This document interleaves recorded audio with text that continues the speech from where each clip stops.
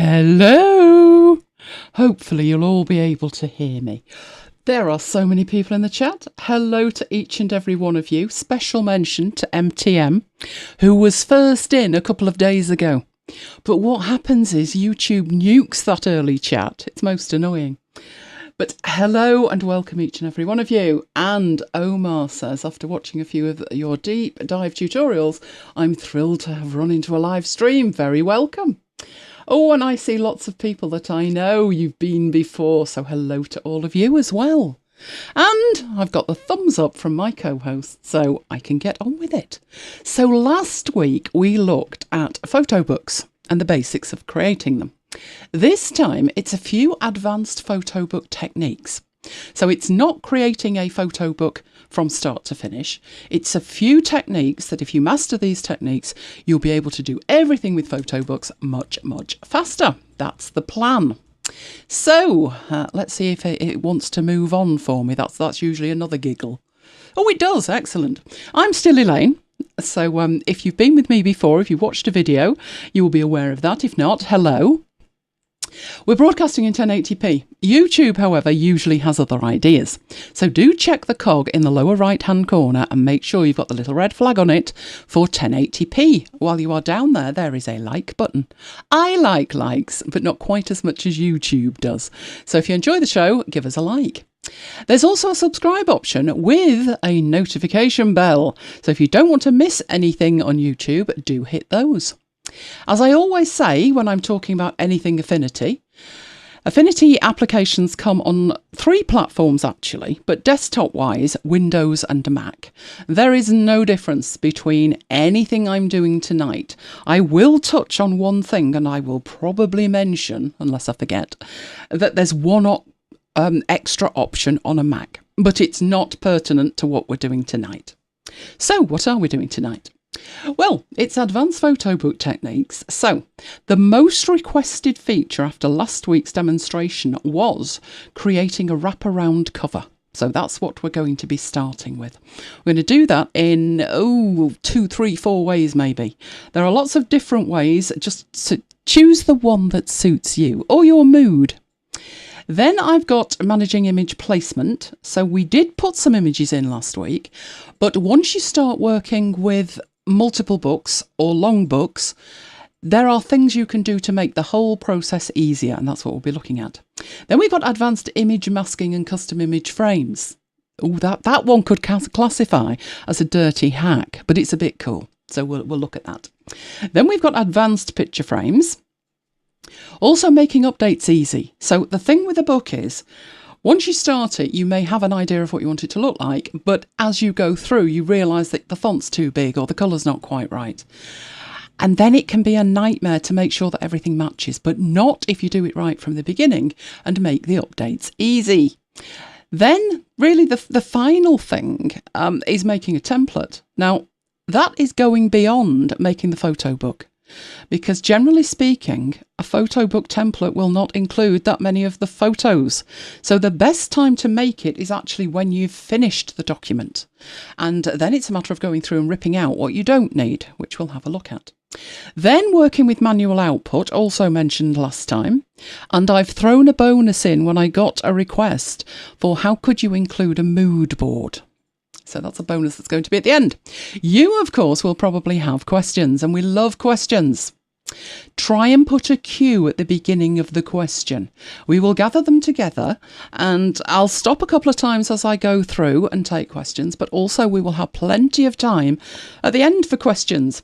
But adding that cue at the beginning will make it a little bit easier, and also if you could provide enough context so we know precisely what you're referring to, that would be good as well. And as I say, we will be doing those questions at the end. Right, that's just disappeared over there. Let's take it back where it came from and get on with the session. So advanced techniques, and the most requested was wraparound covers. So what we're talking about here is not the contents of your photo book, but the actual cover of it. You obviously think about the front cover, but there is also a back cover if you are having a cover printed at all. So if you go for a leatherette cover or anything else, this may be less pertinent to you. But if you are having a photograph or multiple photographs put together as the cover, then this will be relevant. It looks like that when you are designing it. It's one piece of artwork. You'll notice I'm not saying page. It's one piece of artwork. You will probably, unless you're using software or an online service, you will probably upload this as a single PDF. And in design view, it looks like that. The front cover being on the right, the back cover on the left, and the spine in the middle. I will explain as we go why we have other blue lines floating around. But in essence, that's what we need to create. The reason it's on a largish grey background is because it's a photograph. You not only need to think about a small bleed, you need to think about quite a large bleed. And that's because much bigger than 3mm, which is usually the standard. Because the image is going to wrap around the book and actually end up with some of it showing on the inside. So the bleed is usually quite large. But before we get that far in terms of actually creating one, we need to look at the options that you've got for creating one. So generally speaking, it's going to be templates versus using a specification. Now, a template is created when you download it from the printing service you intend to use. And we discussed last time that that was a bit of a problem. And that was to do with what is supported by them in terms of creating a template. Now, it wouldn't be that difficult for them to provide an Affinity Publisher template, but generally speaking, they don't. But don't worry, you can create your own. A specification is more likely what you'd be working with if you're working in Affinity Publisher. So a specification looks like that. The top half of that is the page specification, the inside bit of the book, and the lower half is the cover spec. Now that's just one example. I think that one came from Blurb. But it gives you every piece of information that you need to be able to create a cover. But you are going to have to turn that round and put it into a format that Affinity Publisher uses if that is where you do it. Because you do have options when it comes to the cover. You're not actually potentially stuck with Affinity Publisher if there is another option. So we looked at where you got specifications from, and specifications are coming from print services. So there's Blurb, there's many, many others. This week I'm using a different one because this will let me download the template and actually show you what is inside one of these things, even if you don't have InDesign, which is the format that is usually the download. So let's actually go and have a look at that. So I'm going to get a browser on here once I've got my mouse pointer. Right, this is a service that I've gone through once and it provides exactly what you need if you're using their applications of choice and not your own. So let's have a look what they can do for us. Right, first of all, it supports two things. InDesign INDD templates, which is your first clue, your indication to leave it alone. If you only have Affinity Publisher, it cannot read INDD files. It can read INDML files, but it does not have the ability to open that nor convert it. If you have a friend that could convert it, then you are good to go. But other than that, you are not. The other option is Photoshop template. Now that will work with the Affinity apps because it's a PSD file, and the PSD file is open in any app that you want to use from Affinity. So you could actually download that, and that way you wouldn't have to work with a spec. Right, how this whole thing works. I'll go through the InDesign one first.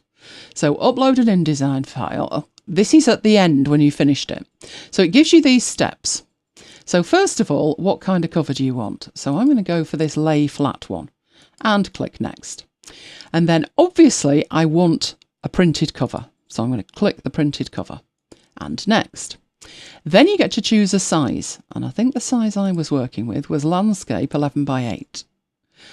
And then hit download, and in the background that is actually downloading a template file for me.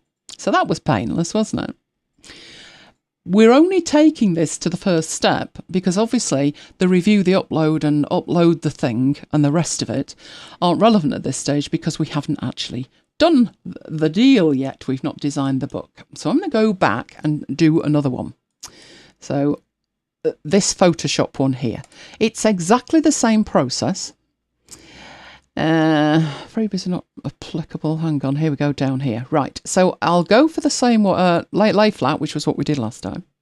And I will click on next. I will choose the printed cover, click on next, and then choose the size. So I'm going to go for exactly the same one and download it. So one of these files I could read with all my Affinity apps, the other I couldn't. Does it matter? Well, I would ignore the InDesign ones unless you've got a way to convert them. I personally would work to a spec, but we will have a look at what we've got now we've downloaded it. So let's get that out of the way. And I'm going to my downloads folder, if I can find it. And I've got here 2 files.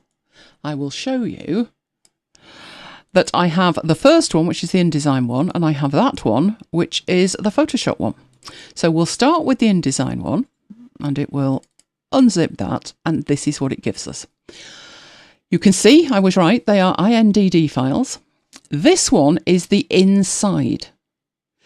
You could easily make a mistake here because you could look at this top one, and despite the fact it says cover, clear as day, it also says 20 pages, and you might think that's the inside.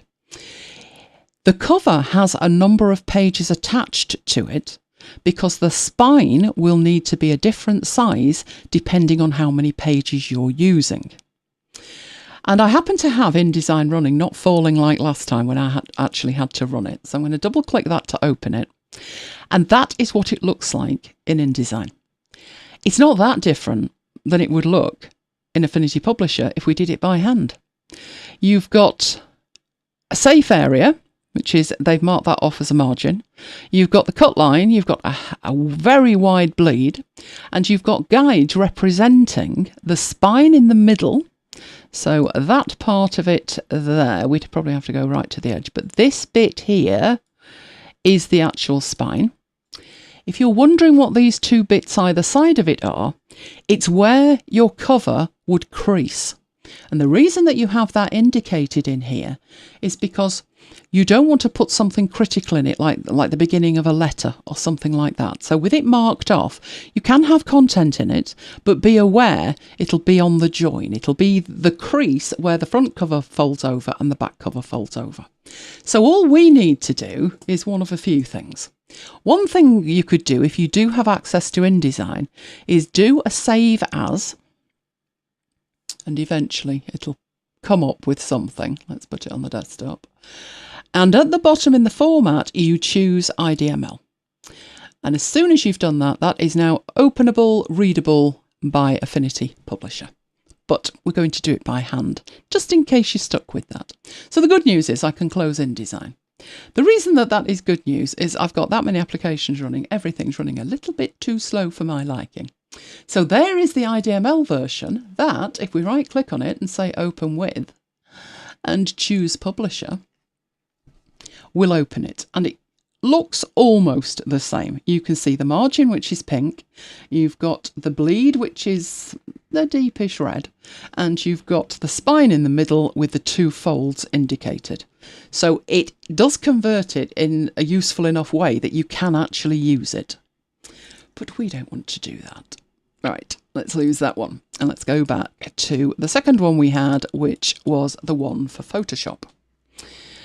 So in this one, you have 2 files, just like the last one. This is the inlay, the pages of your book, and this is the cover. So if we open that up, it will open in Photoshop. And you can see it is slightly different. And the reason that it's different, you've got guides representing more elements in Photoshop, because Photoshop is for images rather than having dedicated bleeds and margins and guides. So it's used guides to represent other things. So it's not quite as neat and tidy, but it works. So that Photoshop file, if we open that up, but we open it with Publisher. Despite the fact it's a Photoshop file and we haven't run any kind of conversion, you will get something completely usable in Affinity Publisher. So all of that is to say, all is not lost if the only thing that you can download is a PSD. You could still work to that in Affinity Publisher and it would work perfectly for your book. The only thing to remember is the spine needs to match the number of pages, but other than that, it will work. Right, so I'm going to lose that one. Is there anything else I can close down right now? No, I'd stop broadcasting, so let's leave the rest of it alone. But in Publisher, what if all you have is your specification and you want to start completely from scratch? So let's do that. So File, New, and we have all of these. Now, none of these are going to be right. So I've looked at print, I've got press ready in there, none of them going to be right at all. We've got lots of options in there, including business cards and 4 sheets and all kinds of stuff, but not exactly what we need. But the specification should give us almost what we need.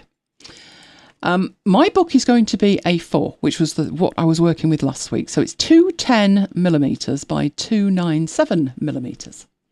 But my book, instead of being portrait, was landscape. And the thing is, we're not making a book now. Well, we are making a book that's A4, but the cover is at least double that, plus the spine, plus everything else. So in here, I'm going to set it up as far as I can and then maybe tweak it later. I can actually here put this correctly in here. So at the top there, it says 297. And I've just said yes, but it's at least double that. Well, my spec is telling me it's 297 for the back, 297 for the front, 27 for the spine, and a ludicrous amount of 20mm for the bleed, and 12.7 for the margins. So how does that translate in here? We'll do the easy stuff first. Right, it's CMYK, so I've left that alone. Margins, not 25. Link these together. The margins are 12.7. So if I put it in one, that ripples through to all of them. Right, the bleed is 20, which is huge, but it is a wrap over cover. It's actually going to wrap over the top. So if you looked at the bottom of the book, you'd see part of the picture. Right, so in there, I'm going to put 20, and that's going to put that all the way around. Now, the reason I said that's the easy bit, it is the easy bit, that. That is definitely the easy bit. Because up here, I'm going to have to calculate this. But it will calculate it for you. So, we have in there 297. If I then put plus 297, plus the 27 for the spine, that gives us the full width. So if I press enter, it then calculates that for me and tells me it's 621. It doesn't matter in there whether you've got the millimetres in it or not. So the first number had the millimetres, the other two didn't, but it's calculated it for me. Love that. Right, anything else we need to do? You could at this point, it doesn't really need to be facing pages because we're only doing one piece of artwork. So it doesn't need to be. But it isn't wrong if it is. It really doesn't matter at this point. Right, let's create it and see how it looks. Perfect. Right, so what we're looking at there is we have the purple, which is representing the bleed. We have the cut line, which is at the edge. So if we zoom into this top corner, we can see it. Bleed, cut line, margin. But because Publisher is used to working with individual pages, it hasn't marked the middle of it for us. It hasn't marked the spine because it doesn't know we need that yet. So we need to do that, but that is also really easy. So going into View and Guides Manager, this being our Guides Manager, we need to specify some guides. Now you can do this where you just drag a guide on, like that. And you can see that immediately adds a guide as a vertical guide. Nigh on impossible to get that in the right place. So you can double click a guide if it's already there. And we know that the edge of the back is going to be 297. So we want that represented. Right, I'm going to add a guide down here. And now I don't know which of those is which, but I can tell that that one is marking the middle because it was 621. So when I add a guide, it puts it bang in the middle. But I don't want that guide in the middle. I want it to represent the left-hand edge of the front cover. And where would that be? Well, it would be 297 plus 27. Now, you might think I can add that. And I'm pretty decent at maths. I could add that as well. But I don't, because I want to make sure I haven't made a mistake. So it's 297 plus 27, 324. So my gap there should be 27 in the middle.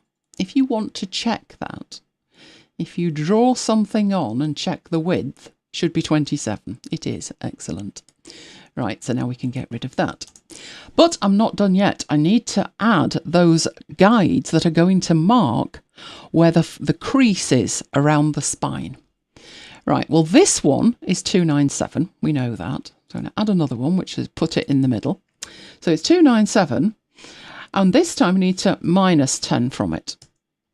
So that the two close together are now marking the crease on the back.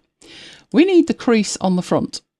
So it's 297 plus the spine plus 10, which is the crease.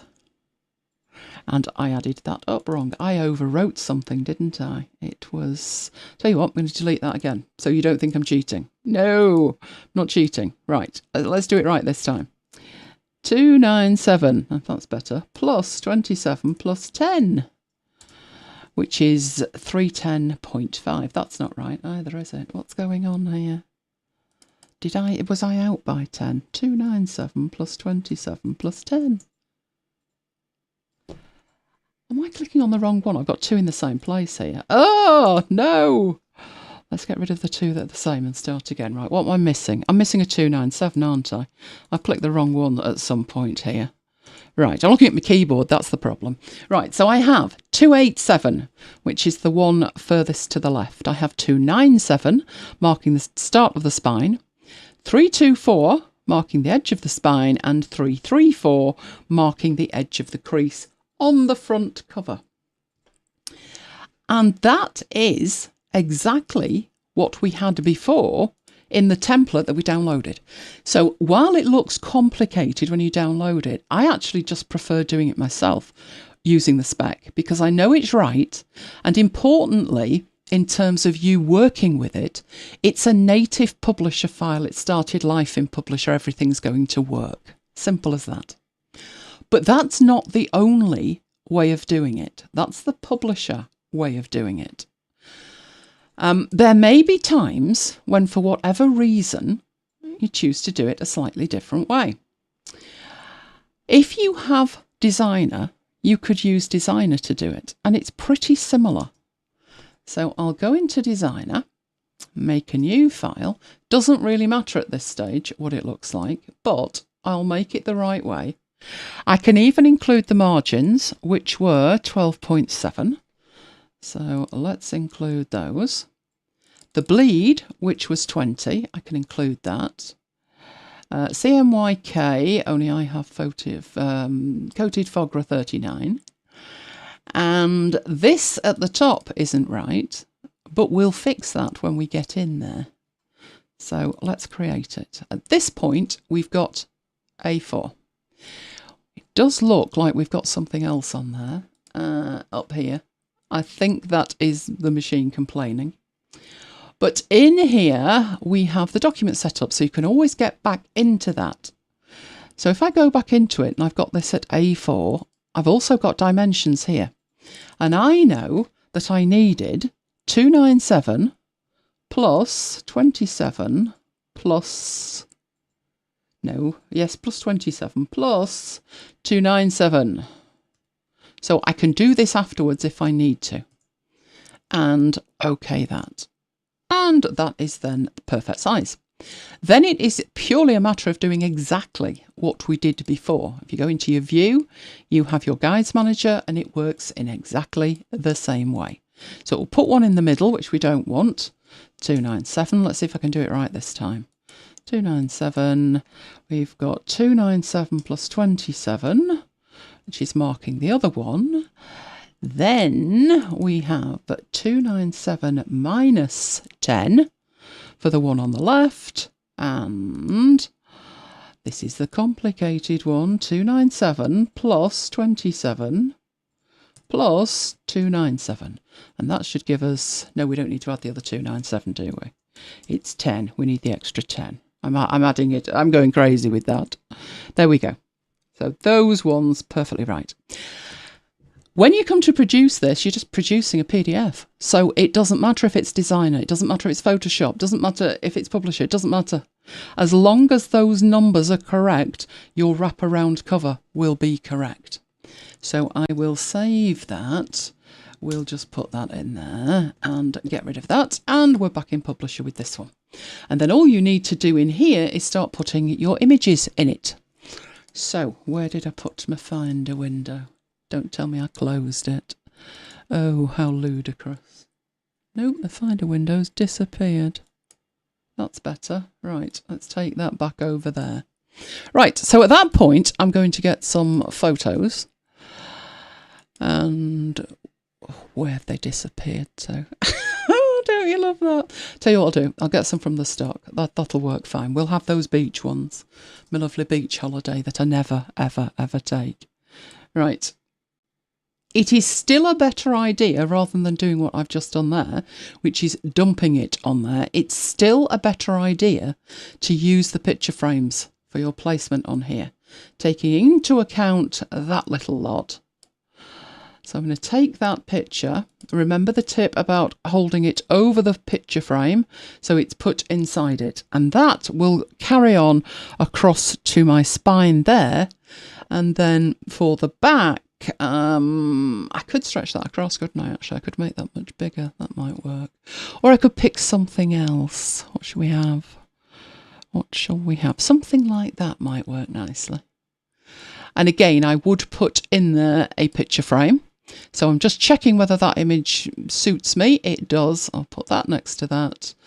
Make sure I grab the picture and put it in the frame.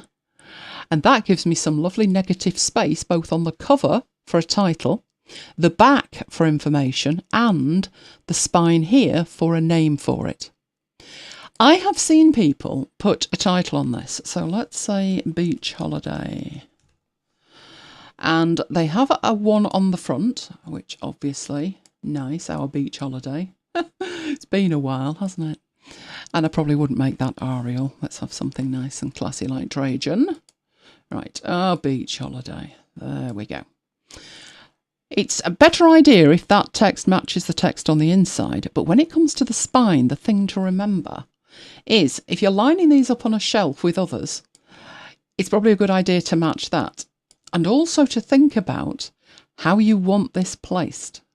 So that there, that's normally how books have their title on the spine, usually from the top down. So you would be looking at it from the top down, reading it from the top down. I have one book, which is Zunka Aaron's How to Take Smart Notes.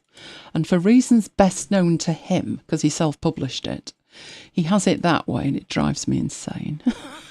So just make sure when you're making your decision, consistency. Have it however you like. But if you've got these lined up on a shelf, maybe you want them to be the same rather than doing the Wimbledon head, tilting round to read each one. Whatever you prefer. But consistency. So I think I better have it that way. Right, that'll match all my other books. And you can do what you will with that. If there's some technique that you want to deploy that is only available in Designer, you can either design it in Designer or use StudioLink to get to Designer. But it's as simple as that for the cover. Now, depending on your print service, if that cover was a loose cover that goes on, then it's going to need flaps that fold on the inside as well. So your spec or your template would have kind of wings on the side here, and you'd have to represent that with another guide. So I won't do that with this one because I'd have to move everything, but just be aware of really looking at what the spec is actually telling you. So don't think, oh, I've got another 4 inches here, and wrap everything into that. That's a good place to put some text.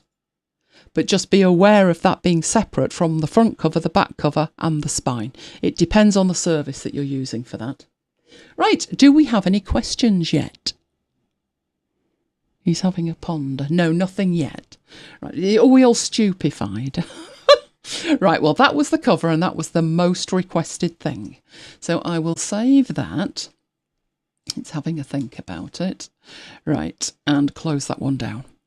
Right, the next thing, this is going to be interesting because I had downloaded some photos to do this next bit and they're not in the folder that I downloaded them to. You know why?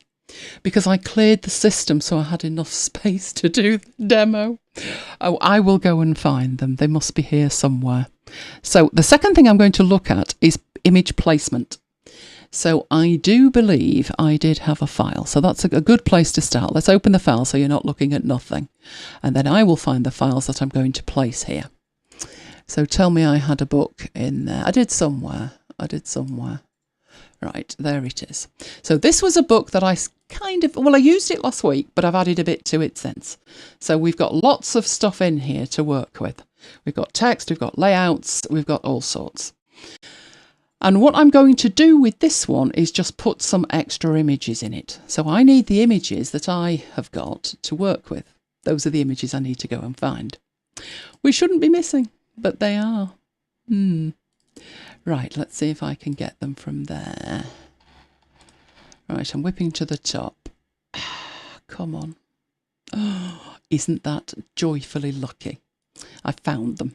I called them holiday images, and there was quite a few of them. So what I'm looking at in here is a folder full of images. These are just stock images. You don't want to see me in a bikini, trust me on that. Oh, did you know it's National Bikini Day tomorrow? Just an aside. Right, so with those images, I want to place them into these placeholders.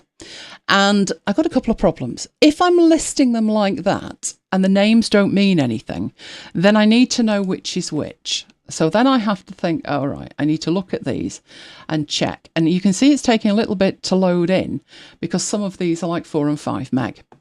I could, of course, switch this to this view, which I actually do quite a lot.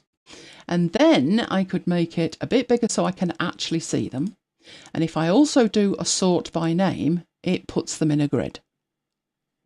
So far, so good. Not bad. But these are the photos that you want included. So I'm assuming at this point that you've already made a decision of what photos you want in there. You've already done your pick. And these are the ones. So you want all of these images in there. Right, so what I'm going to do in here, obviously you can drag and drop them. You can find a page that's got like something like that and you can drag and drop one image per one of these. But you probably want to kind of test them first and see, does that look right? And maybe I want that one bigger. So also in here, I've got some much bigger ones like these. So is there a better way? And there is. So first of all, you can do, let's go up to this one, you can do File, Place, and you can go and find the images. So let's get round there. You are not finding the images. That's better. There they are. And I've got this application called Default Folder, which gives me a little preview at the bottom. So that's not bad. And then I can click Open. It's telling me that I've said I want them embedded. So, oh, hang on. No, I don't want to link them. Oh, I should have said no to that. That'll do. And what happens as I move my cursor over this is it's previewing it for me in a kind of ghosted view. So I can decide where I want to put that. And I think there would probably be better. So you can see with this, I can move from page to page and preview that image. Maybe it would look good in there. I can literally preview. When I've made my decision, I just click and it loads that image into that frame, which is fairly decent. That's good as far as it goes. But you can get better than that. So if I go back to File and I go back to Place, and it should take me back to the last folder that I used. But in this case, I want all of them. So I've selected the top one, held the Shift key down, selected the bottom. I can even use the command key, Control on Windows, and take away the one image that I've already placed. Now, when I click open, what we don't want is this lot just dumped on a page. And luckily, we're not going to get it dumped on a page. It's going to load it in and it's going to show us a secret panel, a panel that you cannot turn on yourself. This panel only appears when you go through this process. So I'm going to click open. Now, because these are fairly large images, it's going to take a little bit of time. It does say place images, but that's not actually what it's doing. What it's actually doing is loading them in to this secret panel, your picture placement panel. And that will allow us to audition these images and decide where we want to put them. So your place images panel is a panel, you can see it over there, but if you go to view and you go down to studio, place image panel, not an option, secret. Right, so the one that's highlighted in blue is loaded in to your cursor there, your mouse pointer, where you can see you've got a down facing arrow. And if I were to click, that's where it would put it. So I can audition this anywhere. If you're wondering why it's not working over here, I don't have any picture frames over here. That's just a grid. The picture frames are represented by the very light grey with the cross in them. Yours may not look like that because you may have preview mode turned on, which means, yes, it'll work, but it's like pin the tail on the donkey to work out where the frame is. So I prefer that on when I'm working with this. Otherwise, I'm not sure where anything is. So click there for the first one. And what happens is it moves down to the second one and you can just rinse and repeat. It keeps moving down.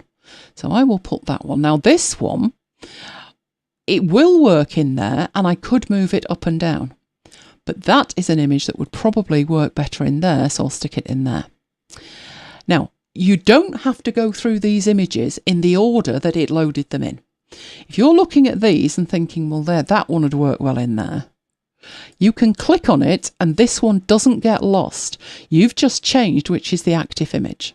So you can put that in the second one. And I'm changing to that one and putting that in there because it would work better vertically. And I'll put that one in there.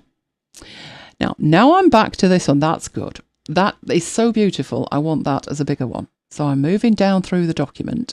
That might work well here. Maybe I've got a story to tell about that one. So click it and click to add it in there. And this one over here, let's say, is related. So I'm going to choose that one and put that one in. And you literally just go through the images. Now, if you reach a point where you're like, I've got all the images that I need. So I've got some extra ones that I would have liked to include, but I've run out of space, and short of adding extra pages to it, I don't really want to do that. So we're going to add a few more, and then we will do that, where we have got some images left. Now I missed the frame there, so I'm going to have to undo that. Right, let's choose it again and get it in the frame. That one would work nicely there. I've got some more down here. I've got 2 pages there where I've got 12 on each. So let's have a look what we've got. Well, that one is slightly the wrong orientation for it. I can move these later, of course. So I'm going to select these, get some of these, just put them in. And as I say, I would need to go through these later and maybe move them so they're optimally placed in the frame. But it's this easy. So if you've got a template of your own, a fully native Affinity Publisher template of your own, and you choose the page types that you want and you set up a blank, empty photo book, then the fun bit starts. All you need to do at that stage, you've done all of the heavy lifting work. All you need to do is place the images and generally have fun with it. So we've got 2 big images there. So let's grab that one for there and that one for there. So I do have these images left. But let's assume I've run out of places to put them. I haven't, but let's assume that I have. So I'm going to leave them alone. At that point, I'm going to choose the Move tool, because as soon as I stop placing the images, that panel disappears and the images are now gone. So the images I've placed are in there and I can come into here and do some changes to them. So the ones that I mentioned, the little ones... Right, that hat, for instance, it would be better if it was better placed. What room have we got there? We move them in a bit, and we can focus on that rock a bit more. And maybe we want the couple a little bit more that way. So that's just finessing it once you've actually got the images in there. But rather than place the images one at a time, rather than drag and drop them from your Finder into a frame one at a time, because if you do that, let me go and get a different image and drag and drop it in there. It takes a while for a start. I think it'll come in the end. But you don't get to preview it. So you can't really audition the file. So that option where you select all of them, make your pick first, and then select all of them is the fastest way to populate it. Okay, so what have we got next? Let's have a look at the next one. Oh, I like this one. Right, I'm going to use a different file for this. So let me go find that file first. I have this one. Now, this is just plain. I've got an image that's representing the cover at the moment, and I've got 3 other images that I just like. I just like the look of them, right? Now, what I would really like with this is to be able to have some text on the cover, but I want to see the images, but I want the text really big as well. Problems. Right, so what I'm going to do is I'm going to set up a bit of a mask here. Now, you may have seen me do this in PowerPoint. If you've seen any of my PowerPoint videos, I've done this in PowerPoint. I want the text really big, but I want to see the image as well. So what I'm going to do here is I'm going to put over the top of this, oh dear, I must have been playing around. I must have been drinking something as well. Right, that is just a rectangle. There is nothing clever about that. It is a rectangle. I would like to have some text on that, really quite large, that says holiday venues. So, holiday. Now, obviously, that is nowhere near big enough. And the font itself is a bit skinny. It's a bit skinny and weedy. If I want the image to see, if I want to see the image through it, then I could do with using a font that's a bit chunkier. And one of the best fonts for this is not that one. Let me go and do that again. Right, Impact. Love Impact for this. Right, Holiday. So I can stretch that out as much as I like. I would probably work to the margins, but it really doesn't matter. So let's just leave that alone. And I need another word underneath that says venues. So I'm just holding Option key down and pulling that down to make a copy. And that is going to say venues. Right. I'm even going to stretch that out so the two match like that. Right. I want that to be, in essence, knocked out of this orange block, which is really easy in Designer, but it's also possible in here. It's just in a different place. So I've got the rectangle selected, I have holidays, and I have venues selected. I'm going to go to Layer, Geometry, and Subtract, and that will take away from the rectangle the text. So the text has disappeared. The beauty of that is whatever is behind it shows through. So this image doesn't need a frame and all the rest of it. It's just sat behind it, which means I can move it around. Great. Now that's not difficult. You just need to know how to do that. But I actually wanted to take it a step further than that. And I wanted to have, instead of this just being a rectangle, I wanted that to be a picture. So could I knock the text out of a picture? Well, there's a whole better way to do that.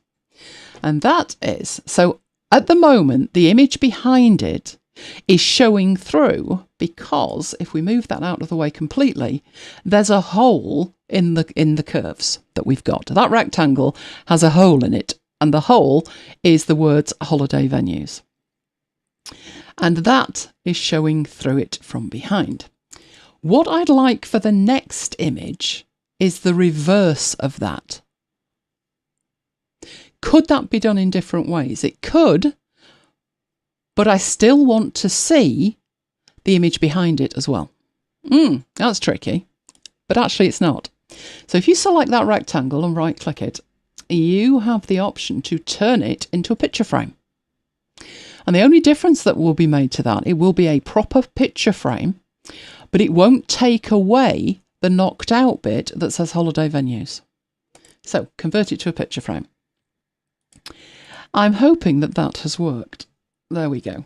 I've turned off the preview, so we can actually see the overhang of our picture here, and we can see that the picture frame has lines through it.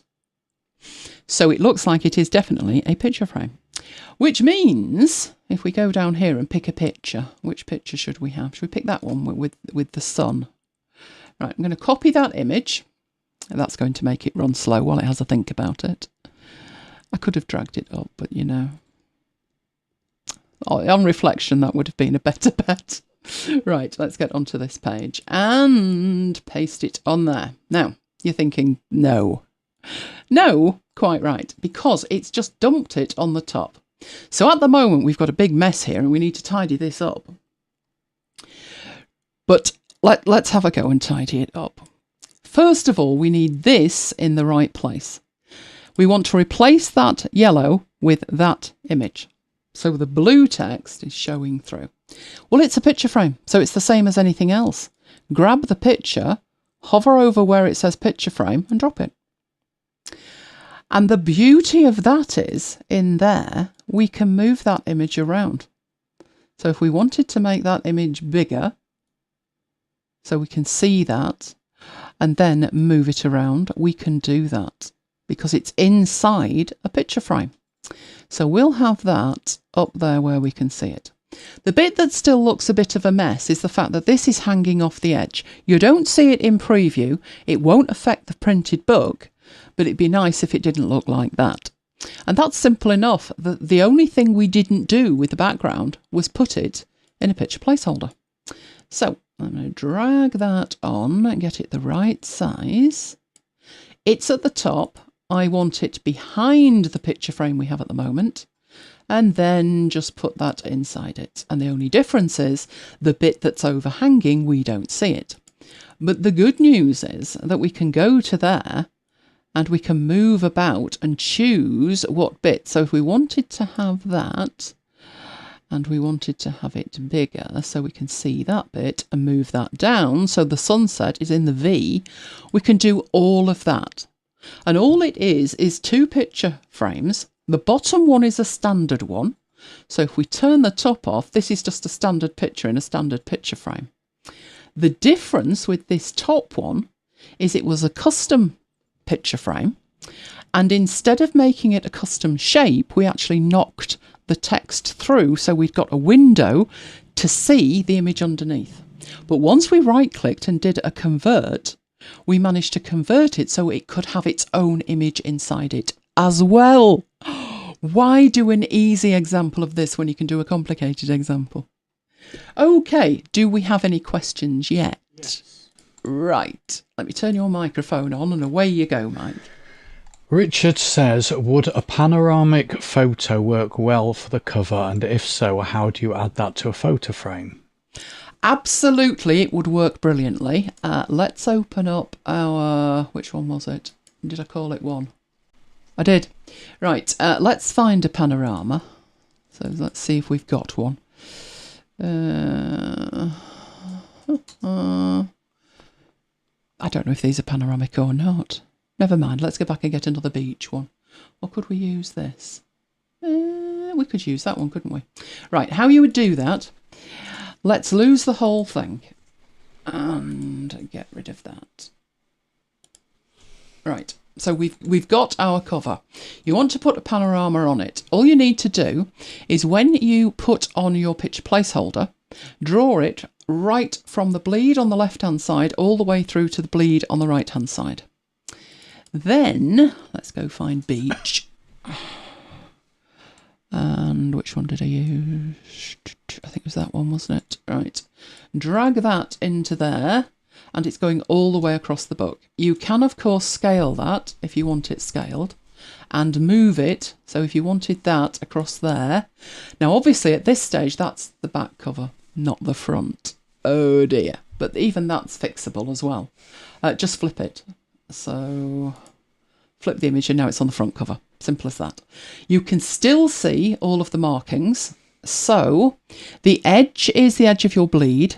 The white line, or sort of a dark grey thing, is the cut line, and this is the margin. And you can see your guides as well. So as simple as that. Panoramas work brilliantly. The only exception, I think I put panorama on the one I did, the first one I did. But I also put like a block on it so I could put some text on it. And you can do that in any kind of way that you want to work. So you could, on the back, put in there, white bit for an area. You could make it half. You could take it so it bled off. And you might be putting on there something like a barcode or something like that. Or you could make it dark. Rectangle. You could in there change its blend mode. So you could actually see through it like that. That changes the colour. Not good. But you might find one of these blend modes that works. Or you could literally just change the opacity so you can see through it. But yes, panoramas work brilliantly well. Do we have any more? Yeah, Omar thinks that you have actually answered this question, but he said he finds himself preferring a dust cover over a wraparound cover. How different is that to prepare? Then he says, I think you addressed my question, but I just noticed my question was about the loose cover you mentioned earlier. Yeah, the loose cover is slightly different, but not that different, if you're with me. The easiest way with the loose cover is probably Designer. Because in Designer, let's go back into Designer. That might not be a good idea. It might take 20 minutes to run. What mood's it in? Not a bad mood. I've seen worse. What you can do in Designer that makes it easier to work with things like this is you can go in and let's make just one A4 like that. Right, so I've got my one A4 there. I've no idea why this is getting uppity with itself up there. But can I put an artboard in it? And will you go around the whole thing? You will. That's marvellous. Right, because what you can do is that is either the front or the back. But with it being a separate artboard, you could... hang on a minute. I have no idea what I just did there, but I meant to duplicate it. Right, so I can put that artboard next to that artboard. Is that correct? No, it's not. I need another artboard that represents the bit in the middle.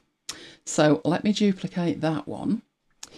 And this one here needs to be just 27 wide. We don't even need a margin on that, but I'm not going to worry about that. What I'm doing here is representing each separate part as a separate artboard. Which means you can export them together as one, but it also means this. I could duplicate that one and I could move it to there and get a measurement that is the width of the loose cover inside. So this bit, and we'd need another bit, and to make this work so you can actually see it, I'm doing this for no other purpose other than that. Where's the artboard? Right, that board there. I am going to put just a box on it. So there's my box. Let's move that to where it needs to be, which is somewhere around there. Right, just so I can see where it actually is. I have no idea if I've got the right bit here or not. Oh, come on. That is where I need it. Why are you hanging off there? Got no idea. Oh, I see. Right, I think that needs to move that way to be on that artboard. Do you know what? As long as these are marked off, it doesn't matter. So let me put this in here at 0 and 0. So that is the spine. That is the back cover. So I might as well just put the text on it to be back cover. And to make that bigger so we can see it. That is going to be the front cover. So front cover on there. And what I will do for pure speed with this is just put a cover in it, a colour on it. So there's one. That's the front. Let's grab the back. That means that somewhere in here, which is not the bit that I have put that on, that's out of it there. That bit, let's keep going round and make it a different colour. Why have you gone black? Oh, you're up there. Right. This bit is going to be the loose leaf cover inside at the back, which is going to be, what size shall we make that? Should we make it 100 millimeters? And then duplicate that, Command and J, and move that over there, and that is the inside of it. Now, reason that is a good way of working is that you can actually see it in terms of these are separate artboards. You could do exactly the same in Publisher, but to me, that is a job I would do in here. And then it's just a matter of working out which bit is which. So obviously, the inside at the back cover, the spine, the front cover, and then the inside flap of the front cover. Does that answer that? Hopefully it does. Was that it for questions, or we got any more? No, that was it. Right, okay, let's minimise that before we upset anything else. Right, okay, let's move on to the next one then. Oh, I'm liking this one. Right, let's choose one of these. Let's choose our holiday book. Right, we could well in here have a full page image of something. Let's have a look. I did, I've got one there. Awesome. Right, where's that just disappeared to? Why is stuff moving? I don't like that. Right, let's say in here with this image. So I'm going to move into this entire page. I'm going to turn off the preview. So this up here, or Control and W, turns the preview off. So let's say with this particular image, I want to kind of showcase the shell and then have like the dog on top of it. And it, you know, it's not bad, but there's a bit missing. So what I'm going to do is I'm going to put a manual frame on this. So just drawing in a rectangle. Nothing more spectacular than drawing a rectangle. I don't want the rectangle to have a fill though. I don't want it to have a border. And I want that border to kind of draw attention to it. So maybe I'm thinking black. Black can sometimes be quite harsh. That's not bad. It's not bad. The dog, obviously, is now situated in the wrong place. And that's because the rectangle, which is going to be our image frame, name things as you go, future you will thank past you. If we move the dog above that, the dog will sit on top of that frame there. Or just to the side of it. So I can see the top. I've just got this little bit that I can't see with that. Then what I would do with it, you could with this decide that you're going to make it symmetrical. So pull it out on this side so it actually fits nicely. Or you could leave it like that. Call it artistic. Then decide what else you want to do with this black frame. So you could leave it like that. White frames work really well. Obviously look great on dark images. What I think I would do with this one, if I was doing it and I was leaving it at this stage, is I would probably have a fiddle around with this to get it to about the width that I'm looking for. So 3.5 is a little bit on the weedy side. Let's say 5.5. To make this look like it's not a third leg, if we applied the same to that, so go into there and make that fit, which I think was 5.5, it looks like it matches. So that's the first thing. But that's about as far as you can take it in here. You could make it dashed. We've seen that, haven't we? It didn't end well. It was green, if you remember, green and yellow. I was playing around, what can I say? But that doesn't actually add much to it. It looks like a coupon. You just need the scissors on it. But that one wasn't at all bad. So let me make sure I've got it selected. Right, just this one at this stage. I'm thinking to myself, Be nice if I could do something with it that was like artistic. That would be nice. I'm actually thinking, did the black work better? So I'm going back and let's choose black for that and black for the dog. Right, I'm liking that, but I'm still thinking there's a bit missing. So with it selected, I'm going to make it a bit thicker than that. So back to the stroke and make it a bit thicker. It all will become, all will be revealed at some point.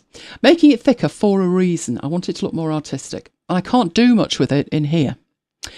But if I use StudioLink to go through to Designer, I have an extra panel, which is the Appearance panel, which does not appear in Affinity Publisher. But I've Studio-linked into the tools from Designer and I have access to it. What is the Appearance panel? Well, this is what allows you to add multiple strokes. So at the bottom, I have the option to add another stroke. Now, it looks like nothing has happened, but it has actually added another stroke. The reason you can't see it is that it's 0 points wide. And it's transparent at the moment. With that stroke selected, if I go to my stroke panel, I should be able, well, first of all, let's give it a colour. Let's get in there and make it white. And then go back to the stroke panel and make it thicker. And you should see what's happening. My second stroke is applying inside the black stroke. So the order of application here is the black one is at the back or on the outside, and then this one is inside that. And there's nothing to stop me adding yet another one. With that selected in here, I could choose a different colour. So we could actually go for like something that looked like sand if we wanted. It's only 0.2 at the moment, so we would need that to be thicker to appear inside the white one. And you can carry on doing that as long as you like. So let's have a look at that. So now, as we've got, that's the first page, I'm on to the second here. We've done something that you can't do in Publisher because it doesn't have the Appearance panel. But because we are at the moment Studio linked into Designer and the Designer tools, we can. Which I like. I like that. Then obviously I would need to do the same with the dog. So that started out 5.5. I think it then needed to be about 13. So let's make that 13. And then you need to add another stroke. That one was white, I do believe. So we'll do that in there. And I can't remember what size that was, but we'll flick back over here and have a look. So that one's 13.1. We could do without being bang on 13, so they totally match. It's saying 13, but lying to me. Right, hopefully that'll... Oh, never mind, it's as near as it'll do. Right, so the white one is 5 and then 1.5. So on that one, I add another one. This one is going to be... I need that one to be 5. So let's take the white one up to 5. And then I need the top one. It needs a colour. And the colour was the orange here. And the size was whatever the size was, which I think was 1.5. And apply that to it. You could, of course, make a style of that if that was something you wanted across multiple images and apply it like that. And there you go. Not forgetting to return to Publisher and make sure it's still there, which it is. Right, okay, let's go back up there now. And what did I have next? Oh, yes. I'll keep with this one, this file for this. Hopefully it's all mapped up. I think it is. I think it is. Right, I'm going into our swatches in here. Right, let's have a look what we've got in this file. So there's quite a few pages in it. We've got a front cover. We've got some text on it. You've seen me just apply that entire border thing there. I'll turn on so we can see we've got some empty frames. So we've got lots of content in here. We even have this stuff, which is text in there. I'm wondering, actually, let me have a look at my files. I'm going to open the same file, but it's just another copy of it. There is a reason for this. I know this one works. That your data starts fragmenting, but this is as real as it's going to get. Right, so in here, we've got text, we've got headings, we've got empty frames, we have frames with images in. So in other words, we've got quite a lot of stuff in here. That one is where we've got shapes in the background, which are kind of an orangey colour.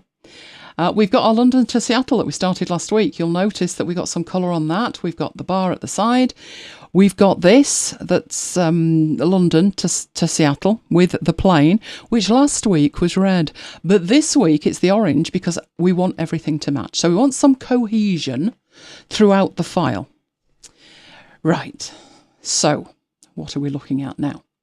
Well, we're looking at updating things. So this is, how do we update things, easy updates, without breaking anything? So if I wanted, for example, if we discovered that this colour, it's great when it's a big block like this, it's not so great here. It needs to be a darker colour or something completely different. Maybe somebody's got a complete aversion to that colour and they want it to be green or purple or something else. We'd have to do a file audit. We'd have to go through the file and look and see where that colour was applied. Well, who knows where that colour's applied? It could be anywhere. As we look through this, it looks like it's on this page. There's some frames somewhere. There's the sidebars. Now, the text shouldn't be a problem. We should make absolutely certain with that all the text is formatted with a style. And if we do that, then we can update all of the text. That's the good news. So this bit here, with our text in it, we have text styles. And that's why you should use text styles. If that text suddenly needs to be purple, you can make it purple by changing the style. You don't have to go through every element. So we should be okay with the text, and maybe that'll be okay and that'll be okay. But if you remember, last week, I talked about styles, not text styles, but object styles. And the problem with object styles was, if I have an object, so we will put an object there, and I apply a style to it, and then I change the style, the previously formatted objects are not automatically updated. Simple as that. They're just not. It's a feature that's been requested a million times. Maybe it will come, but it's not there yet. Right. Now, we want to make sure that as much as possible is automatically updated. So we've got lines, we've got shapes, we've got the map pin, we've got the text, we've got the sidebars, we've got the background here. We want them all to update. And that's really simple. Even if these were formatted with a style, so I made a custom style last time, image styles in here. You may remember them. Even if I've made these, I can't do a thing with these, right? They're just going to be applied and that's it. So if this was an object style, it would be as simple as adding from selection. And I've got this. Recolouring this won't make a difference. It will not update. Only it will, because I have a dirty hack, which is whatever colour you decide when you're working with your colours, you have different types of palettes. You have Pantone palettes. You will have Affinity palettes, which are called application palettes, and you will have document palettes. You will not have system palettes, which is this lot in the middle. So all of that there, you will not have that if you are on Windows. It's a Mac thing, but that's fine. You don't need them. That's not what we're talking about. What I have created here is a document palette, and in it I have two colours. And this colour is the colour that is applied in here. So if I double click that, in fact I'm going to right click it and I'm going to edit the fill. Right, no, I don't want that one. What are you doing to me? I want to edit the fill, but I don't want that look. Let's go for sliders. That's better. Right, so I'm going to edit the fill. As I edit the fill, everything changes.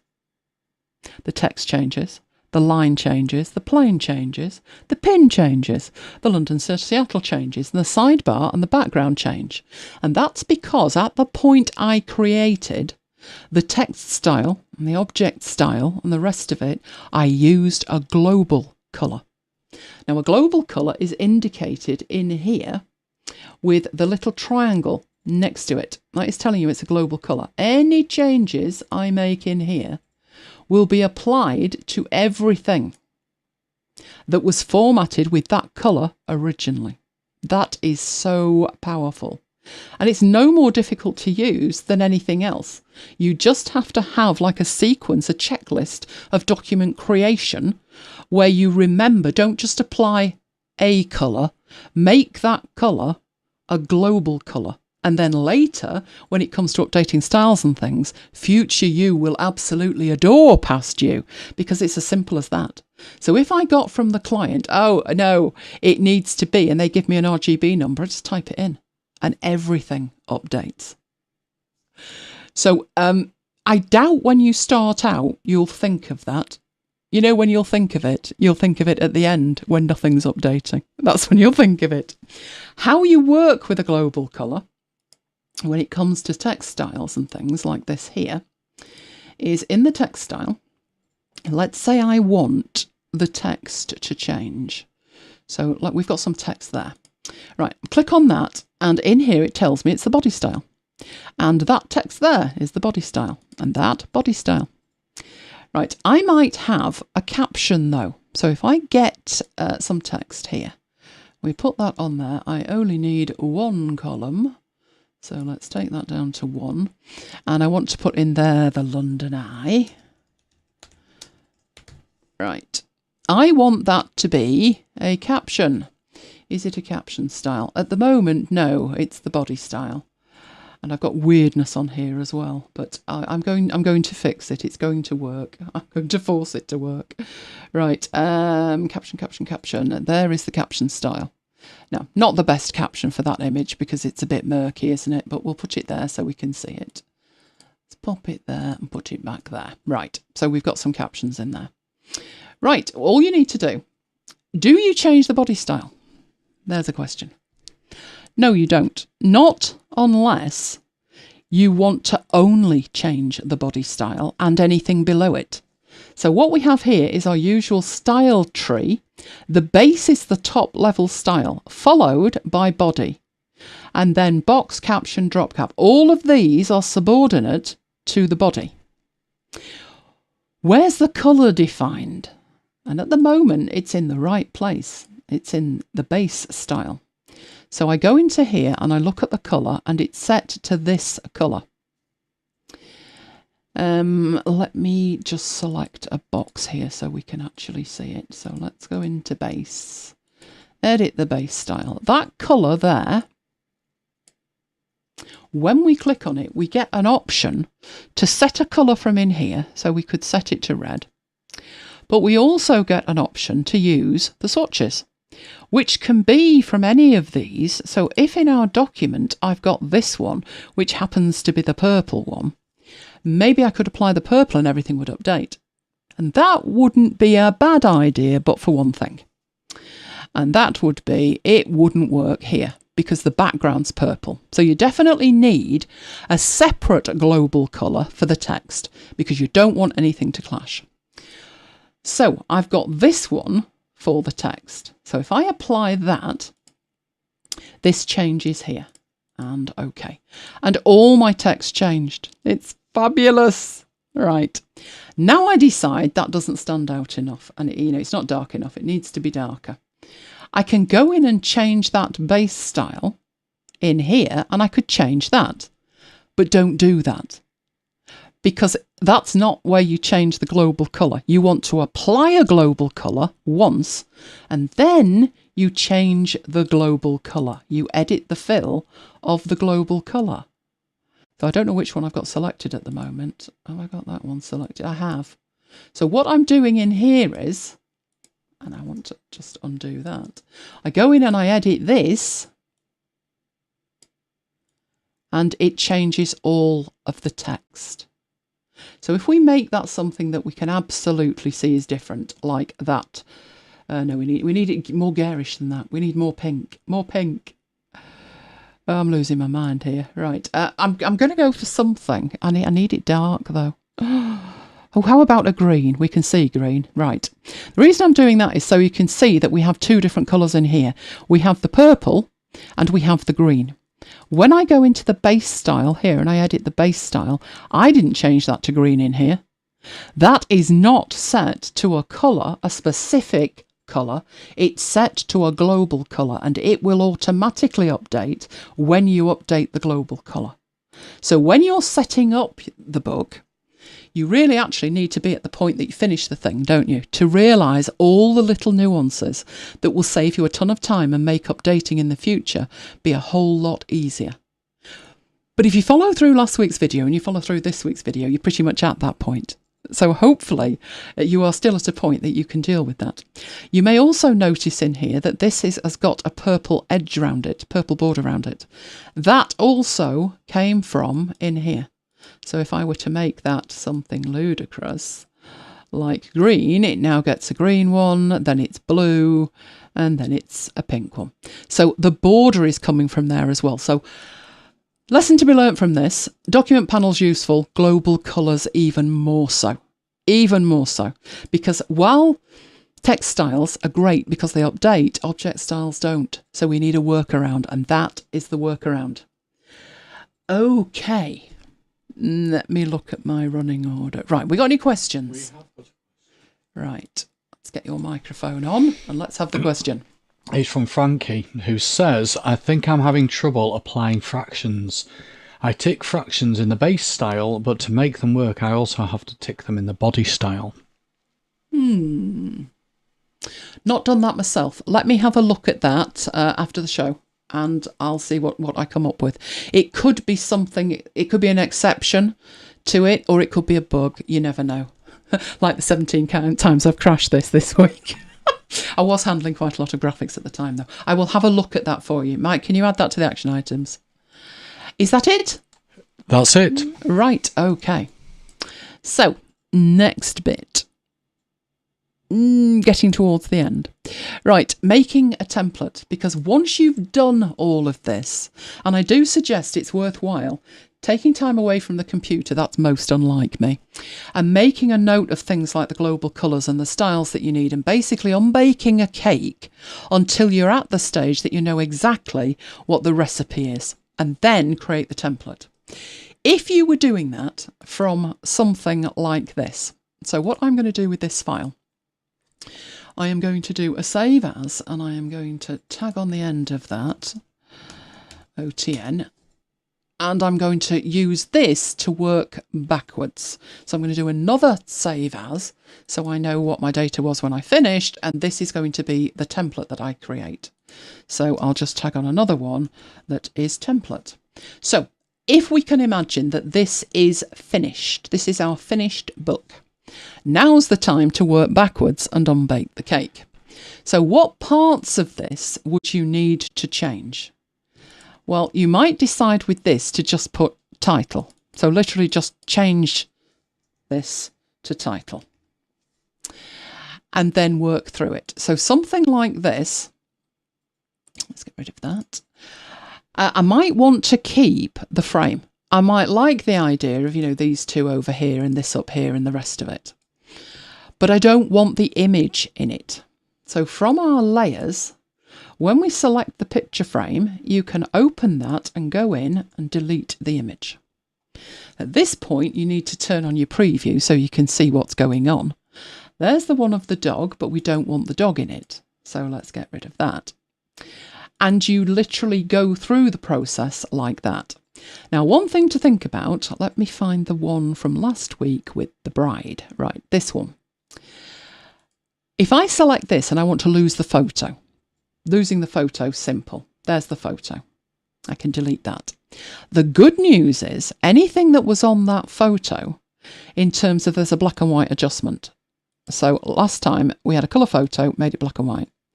Deleting the photo won't delete the black and white. I can put a different photo in there. So if we go to our stock here and we put that one in, it will be black and white. It looks hideous, but it will be black and white. We can double click on here because the settings we had for the lady with the flowers don't work for this one. So we need to bring back some detail into this by playing around with these sliders. So that brings back detail in the sky. And we should be able to bring back some detail in the foreground there. That is altering the sea, so I'll move that way. This will play with the sky because it's the blues that are in the sky. And I think the drink was quite red come magenta, so that's affecting that. That gives us detail here. So we retain the black and white, and we also retain the ability to edit it to match the image that we add to it. So it does remember that. You could even have multiple black and whites in here, one for a certain type of image and one for a different type of image, but it is retained is the whole point. And then whip round and get rid of all the photos. So if there's something like logos or branding that you have on multiple pages, by all means leave it there. But the rest of this is a case of sanitizing it so it could be a new photo book. So if you're going to use these things for different holidays, then you need to go through this process. The good news is only need to do it once. Right, so let's get rid of this one here. There are other things you need to be thinking of at this point. Whenever I see mention made of INDD templates or IDML templates, they're not templates. They're not. They are a document. The reason I say they're not a template is because the pages are pages, not master pages. Why does that matter?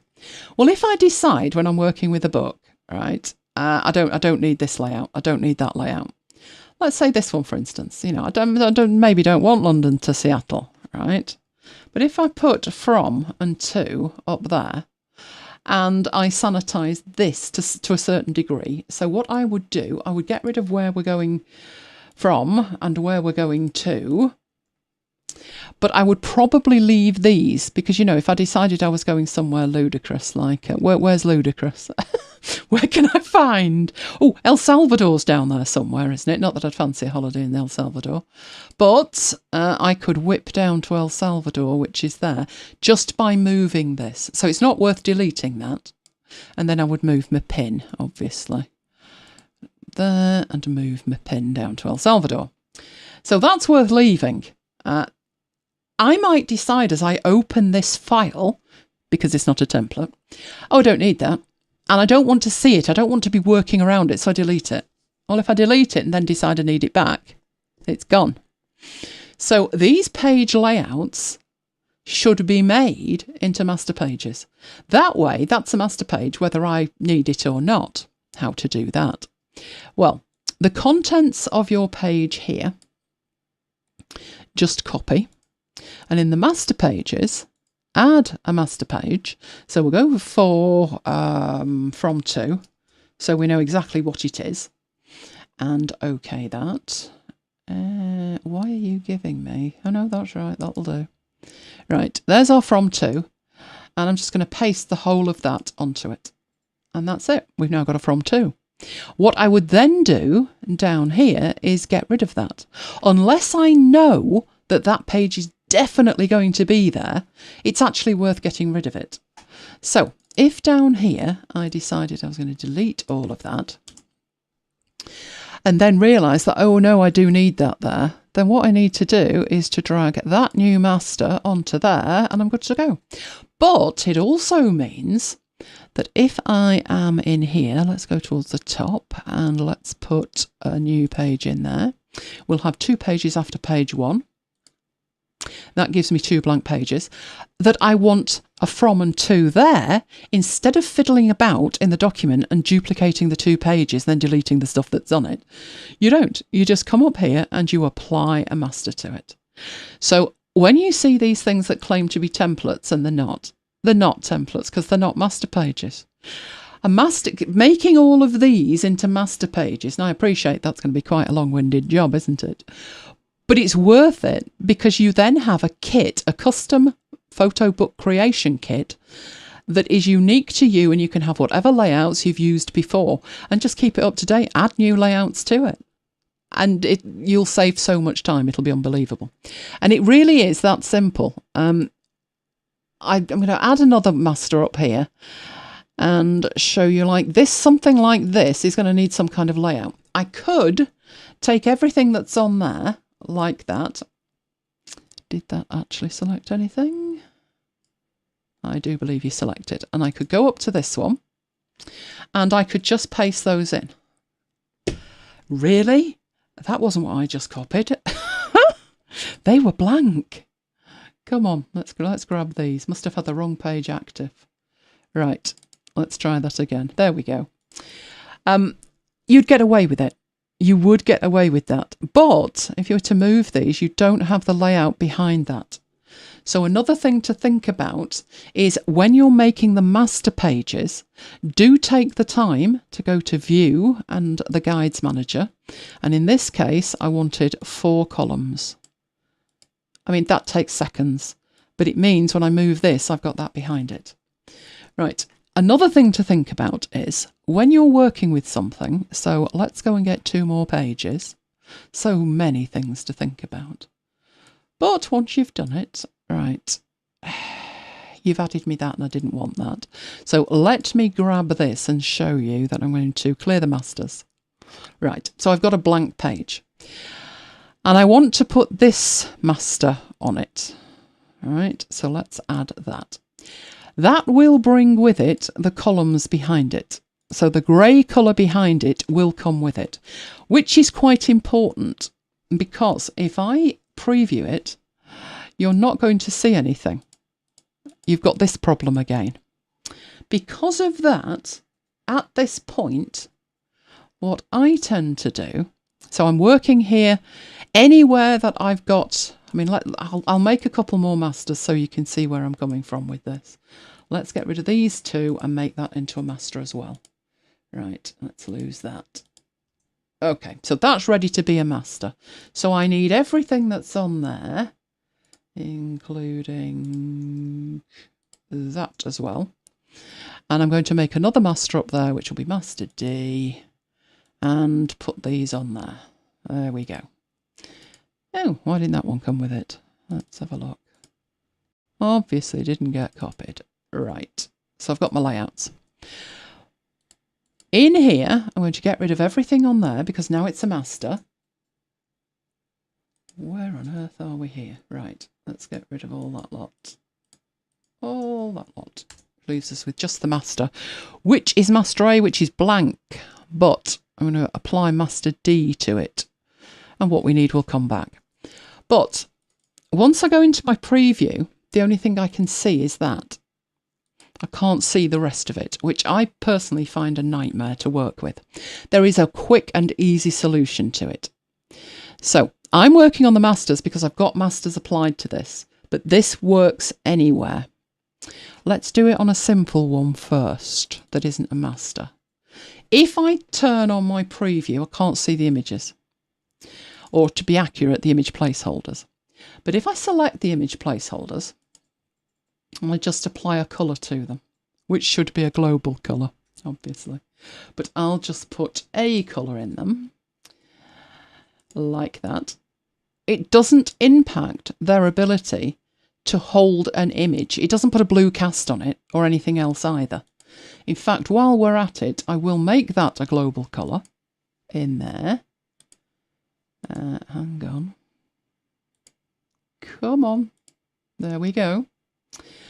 And I could actually, with this, not only edit the fill, but I can actually rename this and call this picture frames if I want, because that's what it's being used for. Right. Beauty of that is, as I start applying all of this, because it is a global colour, I can change that. What does that mean for these masters? Well, it means that even if I'm previewing, I would be able to see the masters. So let's apply that. And now you can see that they're photos, and you know if they're that picture frame colour, that they're a picture frame.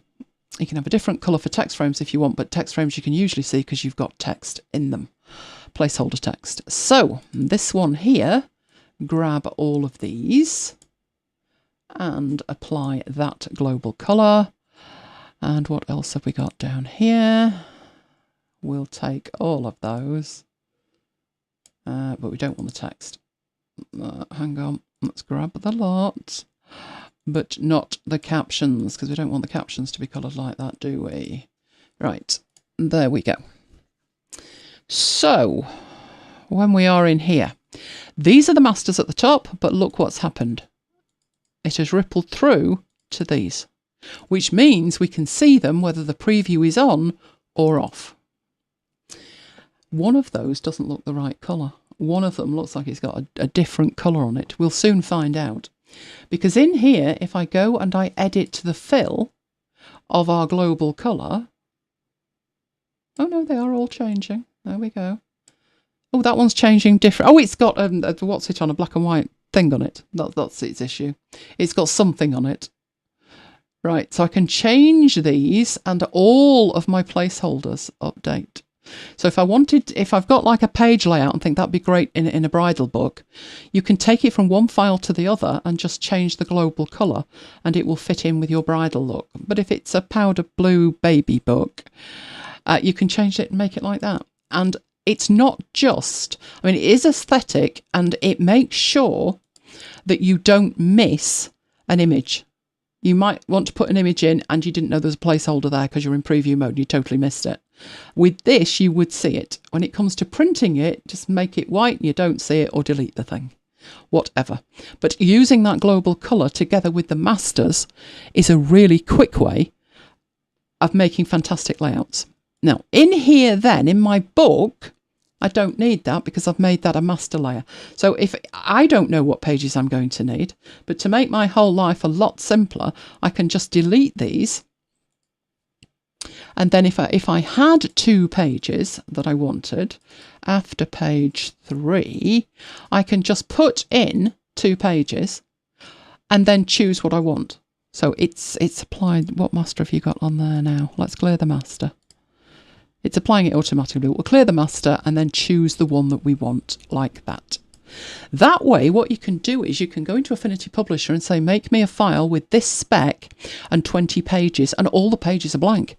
And you then just drag and drop the masters onto those pages however you want them. Simple as that. Right, Tracy's got a question there. Wouldn't it be better to save the individual page layouts as masters rather than the whole spread? Well, I'm working with spreads, but there's nothing to stop you saving them as individual pages, and then you can mix and match if that's what you want to do. Do bear in mind, by doing that, you are going to have to tweak slightly, because in this particular book, which was made to a spec from Blurb, there's no inside margin. So if you had something like this one on the left-hand side here, when it was placed, it would be placed incorrectly on the right-hand side. So for that purpose, you might need to create left and right pages. Just something to think about, but it's certainly something that you could do. Right, okay, any questions on templates apart from that one? There's a few questions. Okay, let me get your microphone on. Right. Andrea says, is there a maximum number of global colours you can have in a document? No, I don't believe there is. No. Andrew says, are global colours supported under Windows? Yes, they are. The only colours that aren't supported under Windows is the system palettes, and that's only because Windows has no concept of a system palette. Can I see a system palette quickly? Let's have a look. I always pick pages when I want to demonstrate something like that. Right, I will show you what a system palette looks like on a Mac. It's exactly the same palette as anything else you would find anywhere else. The sole difference is that they exist at system level. So instead of me having to create a palette to use in Word and Excel and PowerPoint, 3 different palettes, inside the app, I don't need to. So this is just pages, so I can just type something and select that. And I have a range of colours to choose from, but I also have, which is put on the wrong screen, this. And this is unique to Mac. This is a system-wide thing. And you can see I've got these that are system-wide palettes. So they exist at the operating system level, meaning that whichever application I'm in, I've got access. I mean, that one was installed by Scrivener. Nothing to do with me. But I've got access to it because it was installed as a system panel. Those were the colours for Office 2017.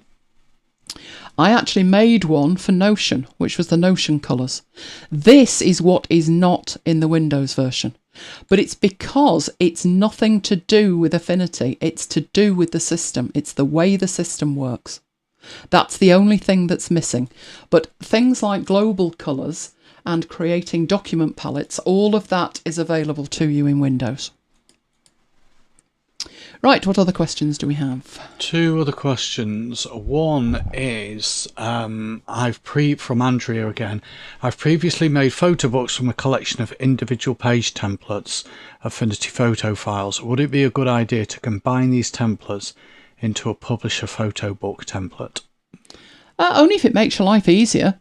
If what you've got is working, you're happy using it, and stay as you are. You can obviously use different photo templates. Templates are supported on photo as well. It just depends on how you want to work. If you want the kind of cohesiveness that you've got here, where there's multiple layouts in the same file and everything, you've got your global colours and your styles and your object styles, then yes, that's a nice little project. You probably drive yourself crazy if you sit down and try and do it, even like over a weekend.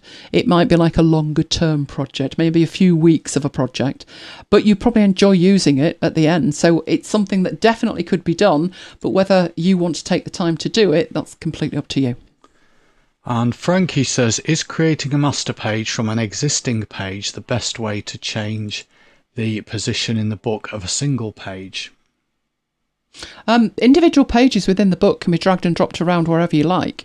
So while a master page can change a page, the pages themselves, if I wanted here pages 8 and 9 to be 2 and 3, I just need to drag it up and I get a blue line showing me where that's going to drop, and now I've swapped those pages over. So as long as you've numbered the pages automatically and not manually, because then all your pages would have the wrong numbers on them, you would be fine dragging and dropping them around like that. That's it. Right, okay, so once you've done all of that and you have neutralised it, so let's imagine here I have neutralised all of these things and I've got my placeholders and I've got my global colours, colour coding them. I am then ready, and I would probably have a lot fewer pages than this. I'm ready to create a template. A real, genuine Affinity Publisher template. So what I'll do here, just to show you, is I will take out, let's take out those pages there. So I'm just literally going to delete those pages, because if I wanted to add content back, then I would add the content back from a master page. I would insert some blank pages and I would apply a template to it. So I've got some pages which are going to be the common pages that I probably want in all of them. In that case, leave it in the template. It'll just make it easier for you to see. Right. In my master pages, my templated master pages, I've got a blank one for when I just want, 6 columns and that's it. I've got my map one because it's like it's somewhere to have these items. Of course, there's somewhere else you could have those items, your pins and your planes, and even the map if you wanted, which is you could make a set of assets. So assets are supported in here. They're Mike's assets. I don't know why it defaults to you.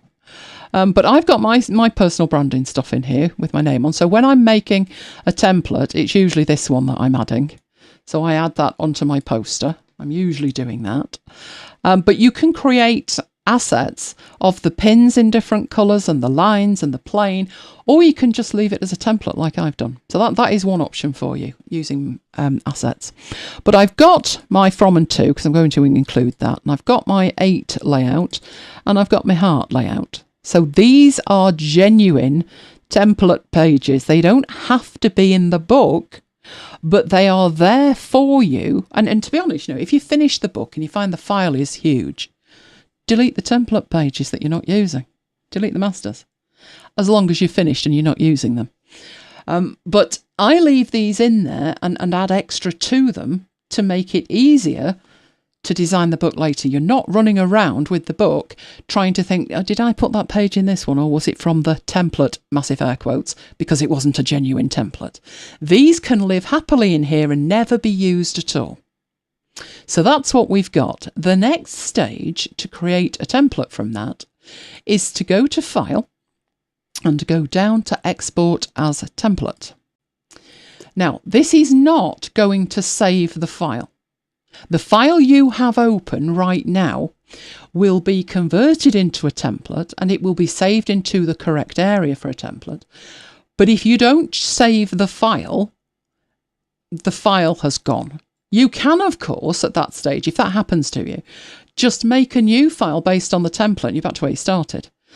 There is actually no need to save the template as a file unless you may lose the template, which you will if you put it in a local folder that's not backed up. So let me show you the right way to do that. I'm saving this as a template right now. And you can see I've already got in here A4 default AF template. AF template is the extension for all Affinity applications and they all support templates. A4 default is I could not get Affinity Publisher to realise that I do not have margins of 1 inch. So I set up the margins and the bleed how I wanted it and I made a template. You'll see this is blank documents. This is in a folder called blank documents, but where's that?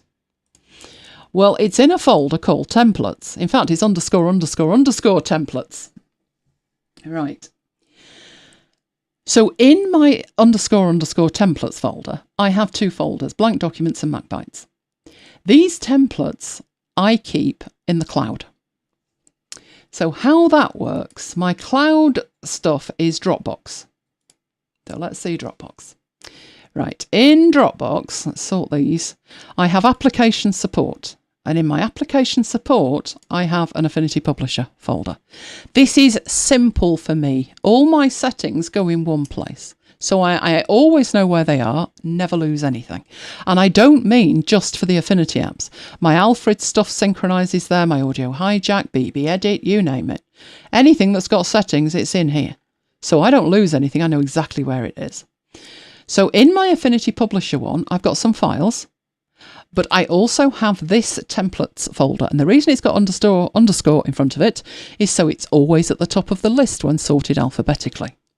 Inside it, I have subfolders, which are the categories of templates. So if this was my photo book and it was a certain size, I would make a new folder and I would call it Photo Books inside my Affinity Publisher templates folder. Right, let's say that is, so we'll get rid of all this lot now and we'll call it my A4 landscape photo book and save it. And that's it, saved a template. Saving it isn't enough. You won't be able to use it from within Affinity Publisher if Affinity Publisher can't find it. So let's go with this now. I'm going to save that and lose that. But what I am going to do is say, let's make a new file. So this is your new document dialog. This is presets, your presets, print ready, press ready, or the rest of it. But we're not interested in that. We just created a template, which is the second button down. And you can see my blank document, A4 default, is there. And my MacBytes folder is there, which has my bingo card in it. I really do use that. We have a template for the bingo card. But you'll see my photo book folder not there. So I need to actually add a folder. So I'm going to click add a folder. It is clever enough to know, well, hang on, that's where you were last at, photo books. So I'll say choose. And I've added that here like that. So I've added my A4 landscape photo book. That cover's not actually bad, given that, you know, you could say, well, it's the holiday photo book. But if it was more generic than that, there's another dirty hack. Oh, I love this one. Right. What I'm going to do to use this is just select it. It gives me a preview and I can then create a new photo book based on that. And you can see it's got all the pages that it had when I saved it, and it's got all of the master pages when I saved it. And maybe you want, when you look at this, to see that photo. Or maybe you're always going to change the cover and it'd be better if it was something else. So if I just get rid of that, in fact, I don't have to get rid of that. I can get rid of the photo within it. And I toggle off the title. There's a reason that I'm toggling off the title. I'm going to add some text. Right, so this one's going to be A4 photo book. Visually, this isn't going to be that appealing, but, you know, bear with me. Right, let's put that there like that. And again, don't like the font, not for that. So we'll try Trajan. And something, to be honest, that is in your face seeable, but not like this. Oh, far too much of a gap. Right, let's change this gap over here so it fits on the page. That's looking a bit better. Right, put that bang in the middle. Center the text. Doesn't really matter if it's got a background, but we'll do it anyway because I'm going to make that text black and we'll put some kind of background on it. So I'm putting a shape on here that's covering the whole thing. Nice powder blue, we'll go for that. Right, so put that at the top. For reasons that will become apparent, I'm going to group that and I'm going to put on it in capitals template. This has absolutely nothing to do with making a template out of this. So why am I bothering to show you? Because future you will thank you when you've got 5 million templates. I've made abundantly clear what that is. And I put it in there for a reason. So what I'm going to do at this stage is File, Export as Template. And I'm going to overwrite that template. And it's going to say, are you sure? And I'm saying, yes, of course I'm sure. Right, I should be able at this point to lose that. So don't save it. Go back to File New. And if all's well, which it's not updated that. So what I'm going to do is I'm going to remove the folder. Hopefully it won't delete the thing. We'll find out. No, it's still there. It's just taking it out of here. You're not doing it for me. Oh no. Right, what should happen is eventually it will. That will update and it will have the new thumbnail. So, you're going to do that for me or not? Doesn't look like you are, does it? But if I do this, it will work. Right, okay. Have I put that in the wrong place? Let me have a look. I don't think I have. Let's do it once more just to make sure. No, I have put that bang in the right place. It's just being silly with me and not doing that. But let me show you in Designer, because I've got more templates in Designer than anywhere else. Let's not worry about that. Right, in here, if I say File New, and I use my templates, I've got a generic one, which just happens to be a Vivaldi speed dial. But in my MacBytes one, I've got these that have, it tells you what they are. So this is show art folder. Well, it's not a folder. This is the show art. But look at the difference between the After Hours one and this MacBytes one. Because they're identical when I come to use them. But this one looks like it's got a custom thumbnail. My YouTube one looks like it's got a custom thumbnail. But if I were to show you, I'm cheating. So double click it. I have something in here called template, which is the artboard. And what I can do with that is either just toggle it off, but I actually delete it. So as soon as I go in, the first thing I do is delete that. And that leaves me with these blank posters, because what I didn't want was that to be the thumbnail. I wanted something pretty to be the thumbnail. So, dirty hack, just put something over the top of the artboard. It's as simple as that. So just put something as the cover that you want to represent in Publisher, your book, which that was what we started with. If I'd have changed it before we'd have created it, maybe we could do it if I said new, and we pick that one. which is our photo book, but it's got its knickers in a knot and hasn't updated the thumbnail. So if I say export as template, but this time I don't overwrite the other one, let's say second try, it should use that as the thumbnail. Fingers crossed, eh? So new, where on earth did you put that? There we go. And you've got a custom thumbnail. So this one I would then delete because these are identical. Only this one's got the proper thumbnail. So, do love a dirty hack. If you can imagine in here, you've got 20 or 30 templates. You don't want to be squinting thinking, oh, hang on, which one was the one with the sunset and the people jumping? You want it to be absolutely clear what it is. Yes, you can give it a name, but you can see that the end's missing off this. It also doesn't give, you have to then hover. Whereas with this one, you've got all the area of page 1 to put something. Now, what would then happen is I would double click it to make a new file. And the first thing I would do is click on the template and hit the bin. And that's it. And then I can turn back on the text and I'm good to go. Okay, so we've done saving the template. Right, I had one more thing, which was, let me find a file for that one. Let's do that one. Right, if when you are setting this up, so I appreciate there's a lot of things to set up, a lot. But if when you're setting this up, the first thing you need to do is work out where you're sending it to print and what are the specifications that they want. Now, if you want to send this somewhere like, for example, Canva, which is simple, that's easy and they're quite good value as well.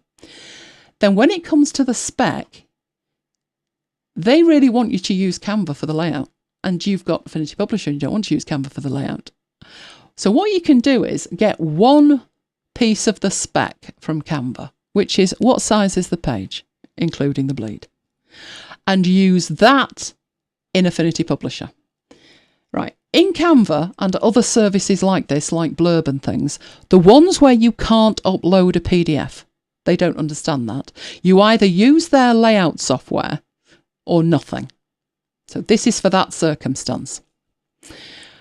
All you would need to do, having taken in their spec for the page size, is when you come to produce it, instead of sending it to a PDF and setting everything up in here, just export it as images.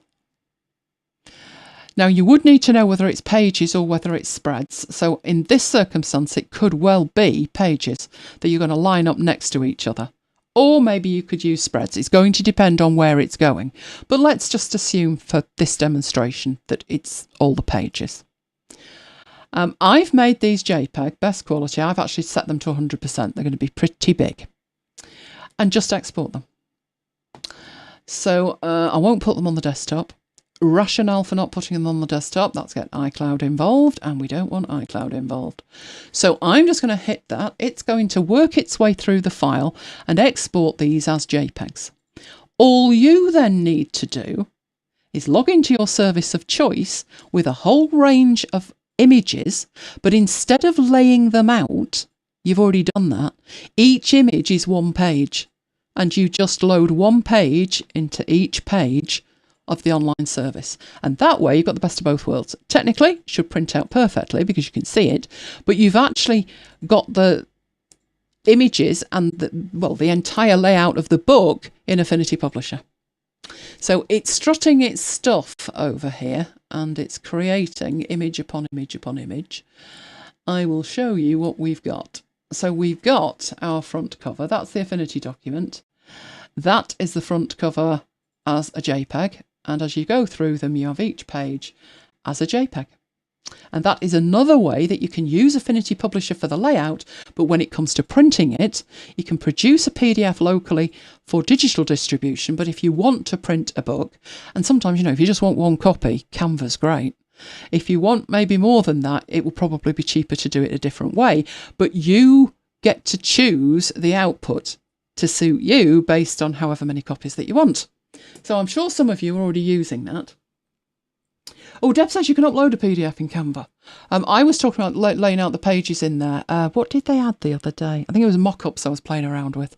If it can take a PDF, then you're best with a PDF. But if the service can't, then that's the last resort. Unfortunately, you need to know which service you're using at the beginning because you need the pages to be the correct size. But that is how you do it. Right. There was one more which somebody asked me for. So this is the bonus. Are you ready for the bonus? Right. Somebody wanted to add a mood board. So what I'll do here is I'll just make one page like that. And we'll put the mood board on page 1. Right. How I'm going to work with the mood board. With a mood board, you're going to need a background of some description. So I've just got a texture here. I'm going to put on there. So we'll have that as our mood board background. Now, it would be easier here. Once I see that that image doesn't quite fit, right, I'm probably better to add this in. And you can include this mood board as a page in your layouts. So let's get that on there for it. And put the texture in the picture frame. Right. At that point, I'm not going to need to fiddle with that again, so we'll lock it. And all you need to do is put your placeholders on. And so let's have a placeholder for one up there.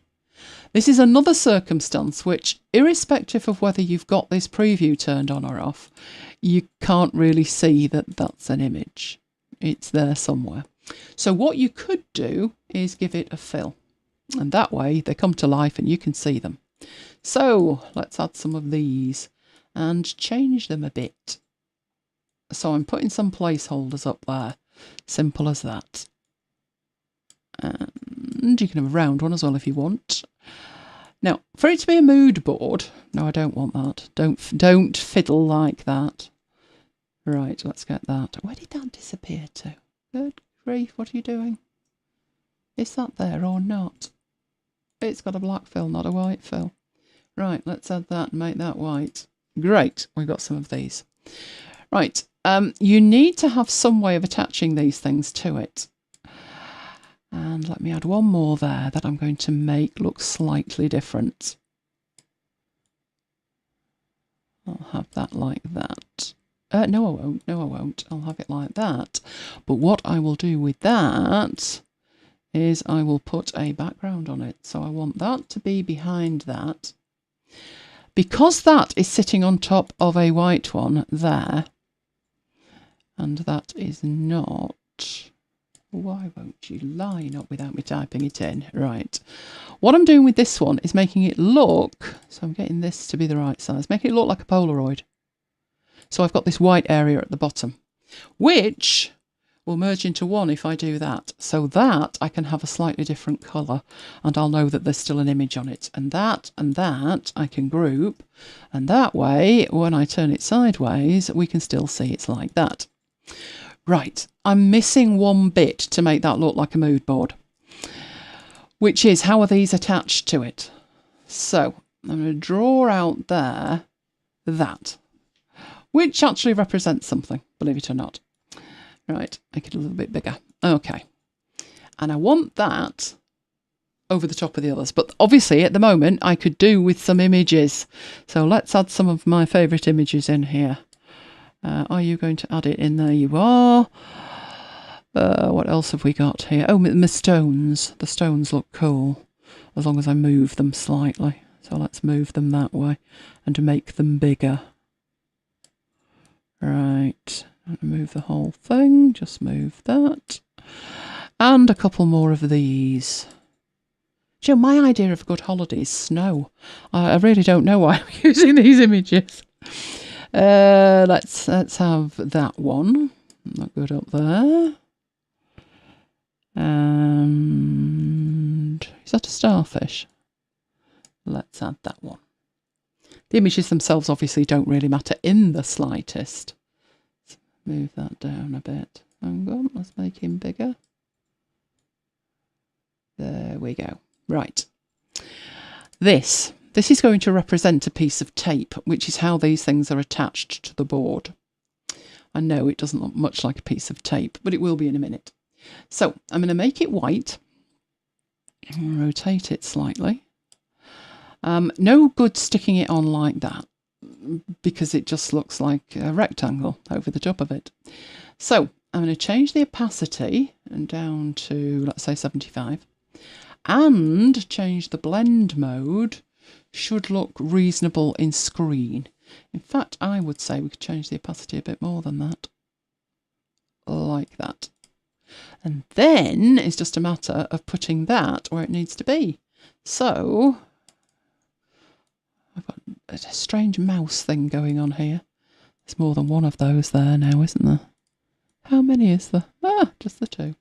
Right, move these down here. Rotate as required, depending on the image. Might need a bit of a longer tape with that one. And you can see the image through it just like you would if it was sticky tape. That one there, that one could be a bit shorter. And that one there could be just hung on like that and made shorter. And that bit there could also have on it, bearing in mind that that is a group there. So if I just ungroup that, make it easy, and put some text on it. Beach time. And what have we got in the way of handwritten? That's not bad. Right, put it there like that. At the moment, not part of the group, but if I drag and drop it in there, no, it is part of the group, which means if I then rotate that, that will rotate with it, and it will work there. That, of course, is that over the top of it? I think that is working over the top of it. Now, if you want to get a little bit more technical with it, that doesn't look bad as tape, but let's extend it a bit. You could tweak it slightly so it looked even better. So at the moment, that is a rectangle. I'm going to convert it to curves and use the node tool at the end of it here to just make that look a little bit jagged, as though you've torn it off. And that might suit the style, like that. And notice I am clicking and then dragging. If I clicked on it and dragged at the same time, it would bend it. So if you wanted it to look like the tape had shrunk, you could do it like that. But to make it sharp like that, it's click, release, and then move it. And you've got a little bit of a different tape up there. And that is how you would make a mood board layout. Obviously, if you wanted that as part of your template, then you just remove the images. And for something like beach time, just change the text to say, you know, caption here. And you've got something, you don't have to recreate it every time. You just literally go in there and change what's there. So that was a bonus layout because that was requested, a mood board. So that is how I would put a mood board together, just like random photos that you just want to. In fact, it works really well if you've got pictures of things like ticket stubs and things like that that you want to display in a less formal way. Okay, let me get into here and then we will do the Q&A. So that was advanced photo book techniques as requested. We started off with a wraparound cover. We also took a bit of a divergence on that and did the loose leaf cover with the fold-ins. The image placement was really managing image placement by adding all the images in one go at the end with the secret hidden panel. I do find it strange when something appears and it's not in the interface, because sometimes you'll be like, where was that? Where was that? And then you realise it only appears when you do something else, but that's what it was. Then we did the holiday venues where we had a double masking thing going on. So both images could be exchanged. You could swap them for other images and you could move them. The advanced picture frames we did, followed by making the updates easy. Even when Affinity Publisher cannot update an object style, doesn't mean it can't be updated. Do it a different way. Then we made the templates and then we exported them as individual JPEGs, and finally we did the mood board. So we've got more sessions coming up. Guess which one's winning at the moment, and winning by some considerable distance. Magazines. You want laying out magazines. So that one's at the top of the list at the moment. It's not too late to give me your favourite. If you want to know how to do something else, let me know. Tutorials was doing reasonably well along with classified ads. Now, to be honest, you might have classified ads in a magazine, but it'd be more likely to be a newspaper. But in other words, we've got plenty of stuff that's coming up. If you have something specific, let me know. I would love to hear from you. So you can watch on demand at youtube.com/Elaine Giles. There are 2 dedicated playlists. The first one is All Things Affinity. So every video that I've got and every live session that is related to Affinity goes in the All Things Affinity. There is also a dedicated Affinity Publisher playlist. You will find them on my homepage on YouTube, or you can use the QR codes there. The ones that we've done recently have been mastering page layouts. That's been popular. Then we did table of contents. That was also popular, just not quite as popular as the layouts. Index, creating an index. And last week's was designing a photo book. So if you have not seen that one, go watch that one. That was the basics of the layout. And a quirky one was using snapshots in Affinity Publisher, because that's also something that's not there, unless you cheat, which we did. Do subscribe. I would love to have you along as a subscriber. And there is also a notification bell, which will let you know when we go live. We wouldn't want you to miss us. We wouldn't want to miss you either. We love you guys. If you have found it useful, please give us a like and support what we're doing on the channel. If you have not ventured near my list, I have a list, elainegiles.com/VIP. You'll get notifications, the first notification of all new sessions. And also after a session, we send through a list of links, direct links, specific links to parts of the latest video. So you can watch just the bit you want to again. Right, let's do the Q&A. Do we have more questions, Mike? We have a couple of questions. Right, your microphone's on. Where you go? Frankie says, it was in response to the reply that you gave. I've tried dragging and dropping, but it seems to go crazy fast and it often goes to the wrong place. Drag and dropping what? Say that again. When you were talking, I think it was drag and dropping pages. Could be the sensitivity of a mouse. I had to ditch the Apple Magic Mouse. Couldn't edit audio with it to save my life. Everything just flew around. It's to do with the sides of the mouse being too sensitive. So what mouse are you using? Or is it a trackpad? Yes, that can happen. It's not too bad with me. I use a Logitech. Is it an MX3? MX Master 3. Oh, we've just discovered something stuck to the bottom of it. Oh, I don't know what that is. That'll teach me to pick it up and look at it's underneath. Yeah, Logitech MX Master 3. Best mouse I've ever used. Can I just interject before you ask the next question and say thank you very much to Debbie S. That is much appreciated. Debbie's used the, what's the thing underneath? I can't see it. The dollar symbol. Super thanks thing. That. Thank you very much. That is much appreciated. Right, away you go. There's one last question. No, 2 questions. No, 1 question. I'm going to have to take that off. Peter says, do global colours get saved with templates? Yes. Yes, they do, because they are in the document palette, and the document palette automatically gets saved, guess what? With the document. So people have said to me, well, when should I use which type of palette? Well, best advice is not to use at all a system palette if you're cross-platform, because they're not supported on Windows. That doesn't mean you can't manually transfer them across, but you need incantations and special magic beans to do that. So avoid system palettes unless you are Mac only and you're sharing them maybe with somebody who's Mac only. But document palettes are best used when you want that saved with the document. So it travels around with it. Think of like a sidecar file. It goes with it. So it doesn't matter who you pass that on to or what platform they're on, it would be supported. And obviously, as we think about Affinity Publisher for iPad, that's got a huge benefit. When I would use application palette, I hardly use those at all. I'll be honest, I don't. I do have magic beans to make the system palettes more accessible. But most of the time, the colours in a document are probably best in a document palette, and that's where global colours live anyway. So, yes, they do. Frankie says thanks for the answer about the pages.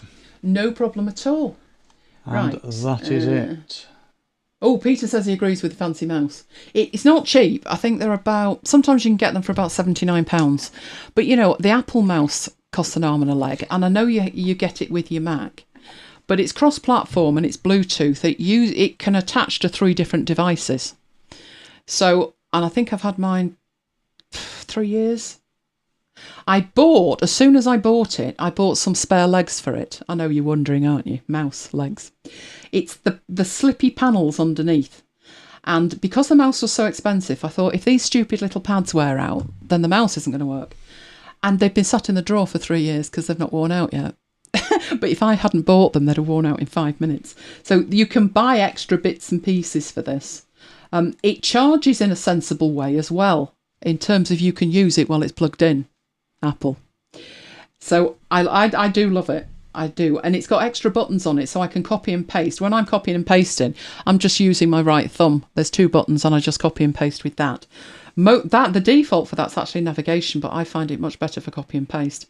There's a wheel on the side so you can navigate left to right, and there's a button on the top. And the button on the top I use to take screen captures. So all of that is configurable with that mouse. But the best thing with it is the shape is right. Now, when I say the shape is right, it is if you're right-handed. If you're left-handed, I've no idea what they're thinking. Because there isn't really... What on earth's going on there? There isn't really a comfortable way to use it left-handed. I mean, it can be used, but the buttons on the side would be ridiculous. I have had people who love the mouse so much, even though they're normally left-handed, they use the mouse with the right hand. Which kind of apes me, because I use my trackpad left-handed. I won't use it right-handed, because if I did, I might get used to it. So I made a pledge when I got a trackpad that I would only use it on the left-hand side. And that means I can use a mouse and a trackpad at the same time, which was just an added bonus. But that is actually how I work with it. Right, let me go back up here.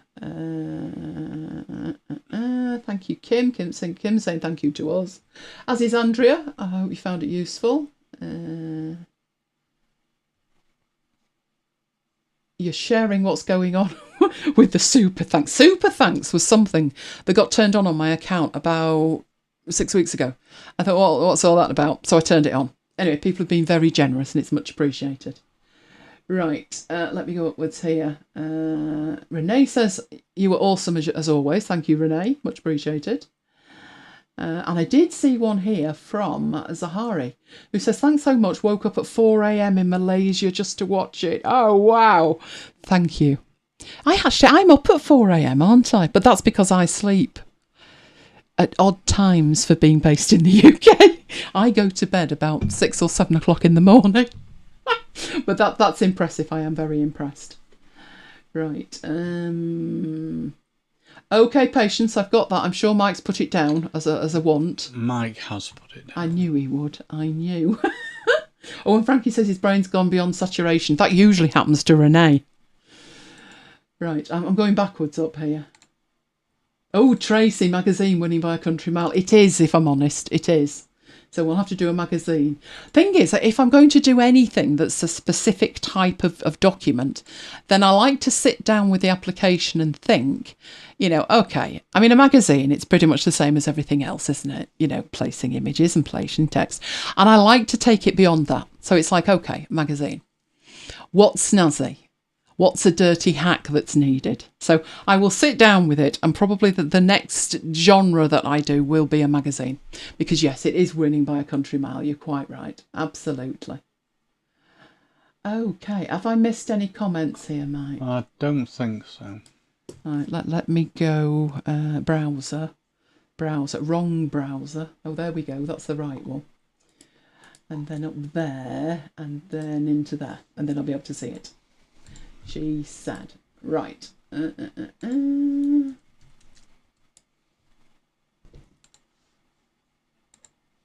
Oh, Peter likes the picture-in-picture window. And Tracy's loving the secret panel. The thing is with that, it's so useful, but if you don't know it's there, I mean, I guess you would know it was there if you knew to try selecting multiple files, but it doesn't say place multiple files, it says place. So you might think it's only one. But no, they're cheating you. Peter likes the appearance panel.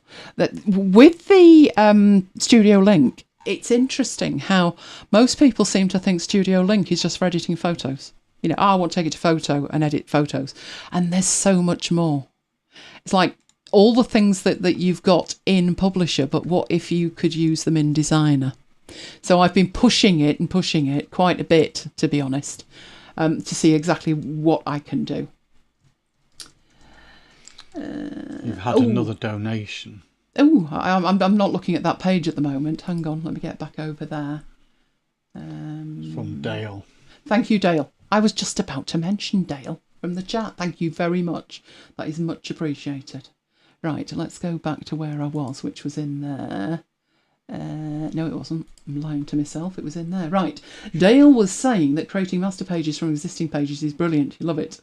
That is a really good way to go because you've tested it out. Plus the fact, if you had to sit down and design all the master pages that you could conceivably need before you started working, you'd lose the will to make the book.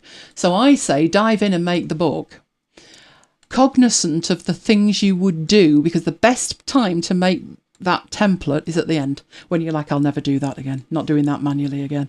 And you will have the palettes and the colours and the frames and then the masters. And you'll actually enjoy doing it at that point. But it's mind-numbing if you're at the beginning and you haven't even created the book and you think it's going to take you 10 years to finish it. So do the book first. That'll put you in the absolute best place to then make the template. But the template, don't think of the template as like a sausage factory. Every book's going to look the same. It's a kit. You don't have to use every layout that's in there. Add extra ones if needed, but they're there to use if you need them. And you will love them putting them together, and they'll get faster and faster. And Renee has indeed said, mind blown again. Excellent. There's another question.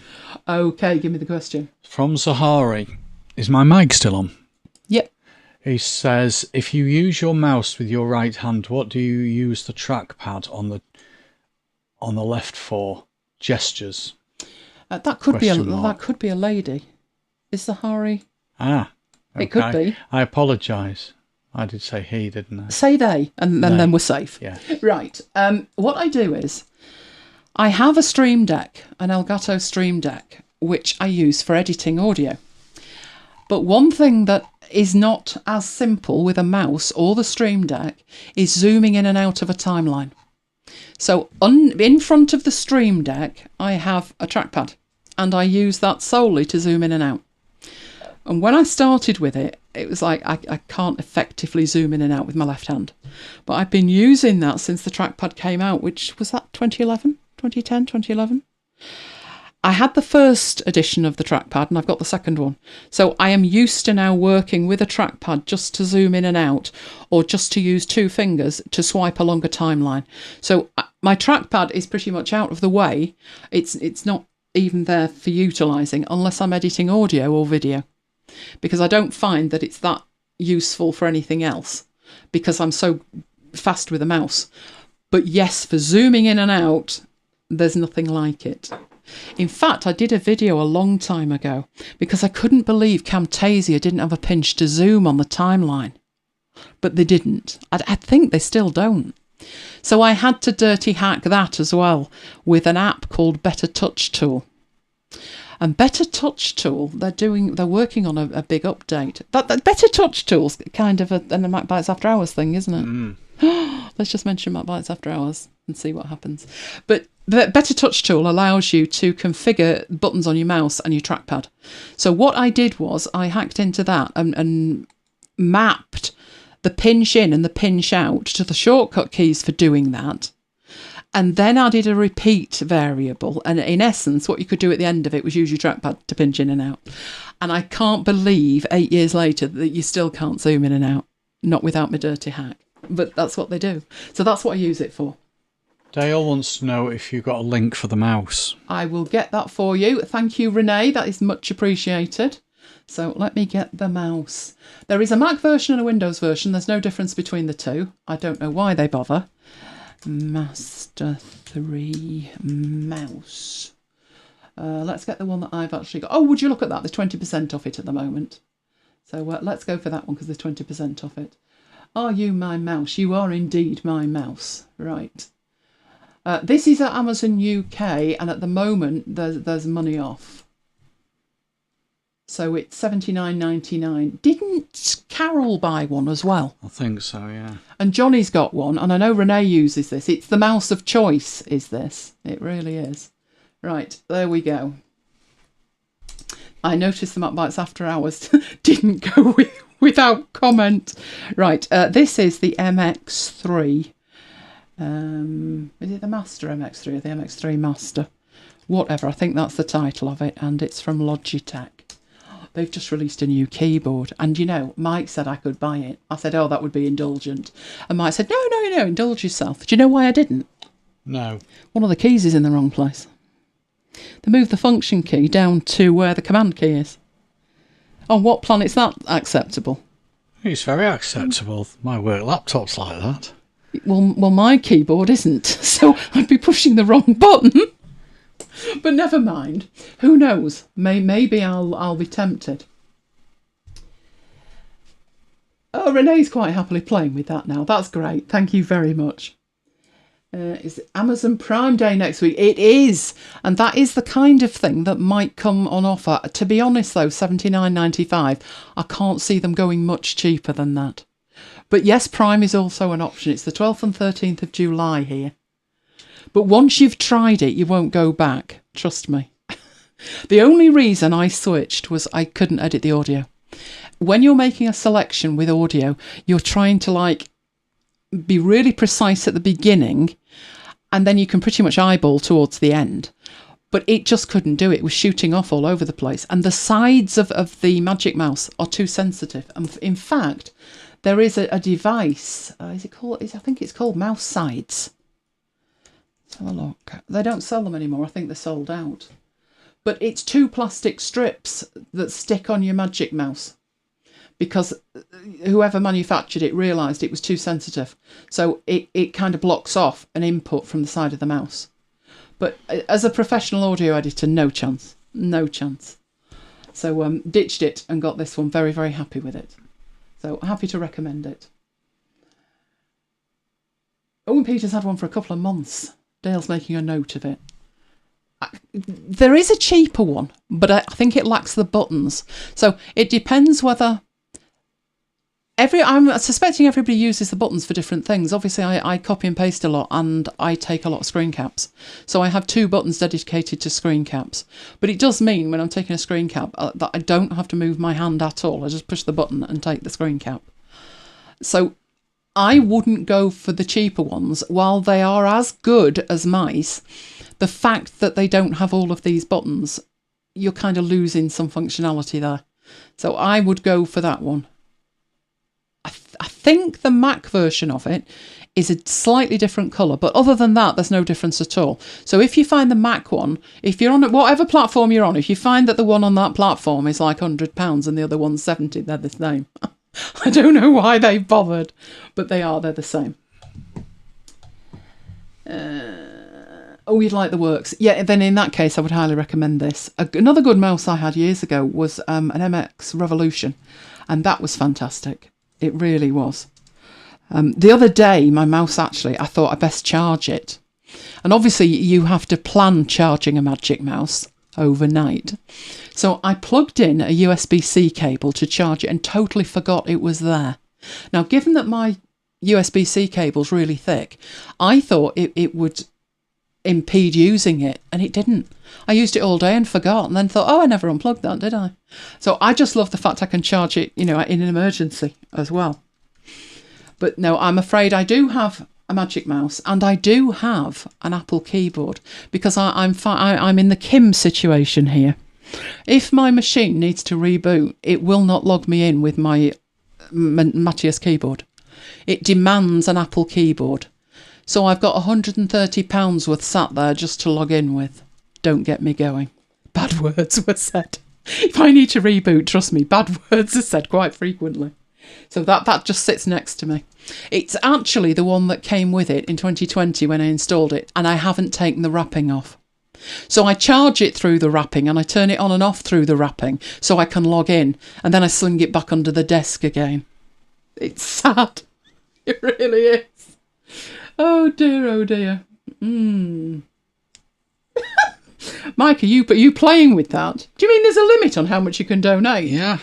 I wonder what's wrong with YouTube. It's not like them. It's not like them at all. Anyway, thank you to each and every one of you who have. I am much appreciative of that. Right, do we have any last questions or any last votes for what's up next? Not that I've put in the chat, no. Okay then, in that case, I will head off and we will be back with another session soon. Soon. Haven't decided which one yet, but soon. So for the moment, it is good night from me. And good night from me. And we will both see you next time. Stay safe, guys.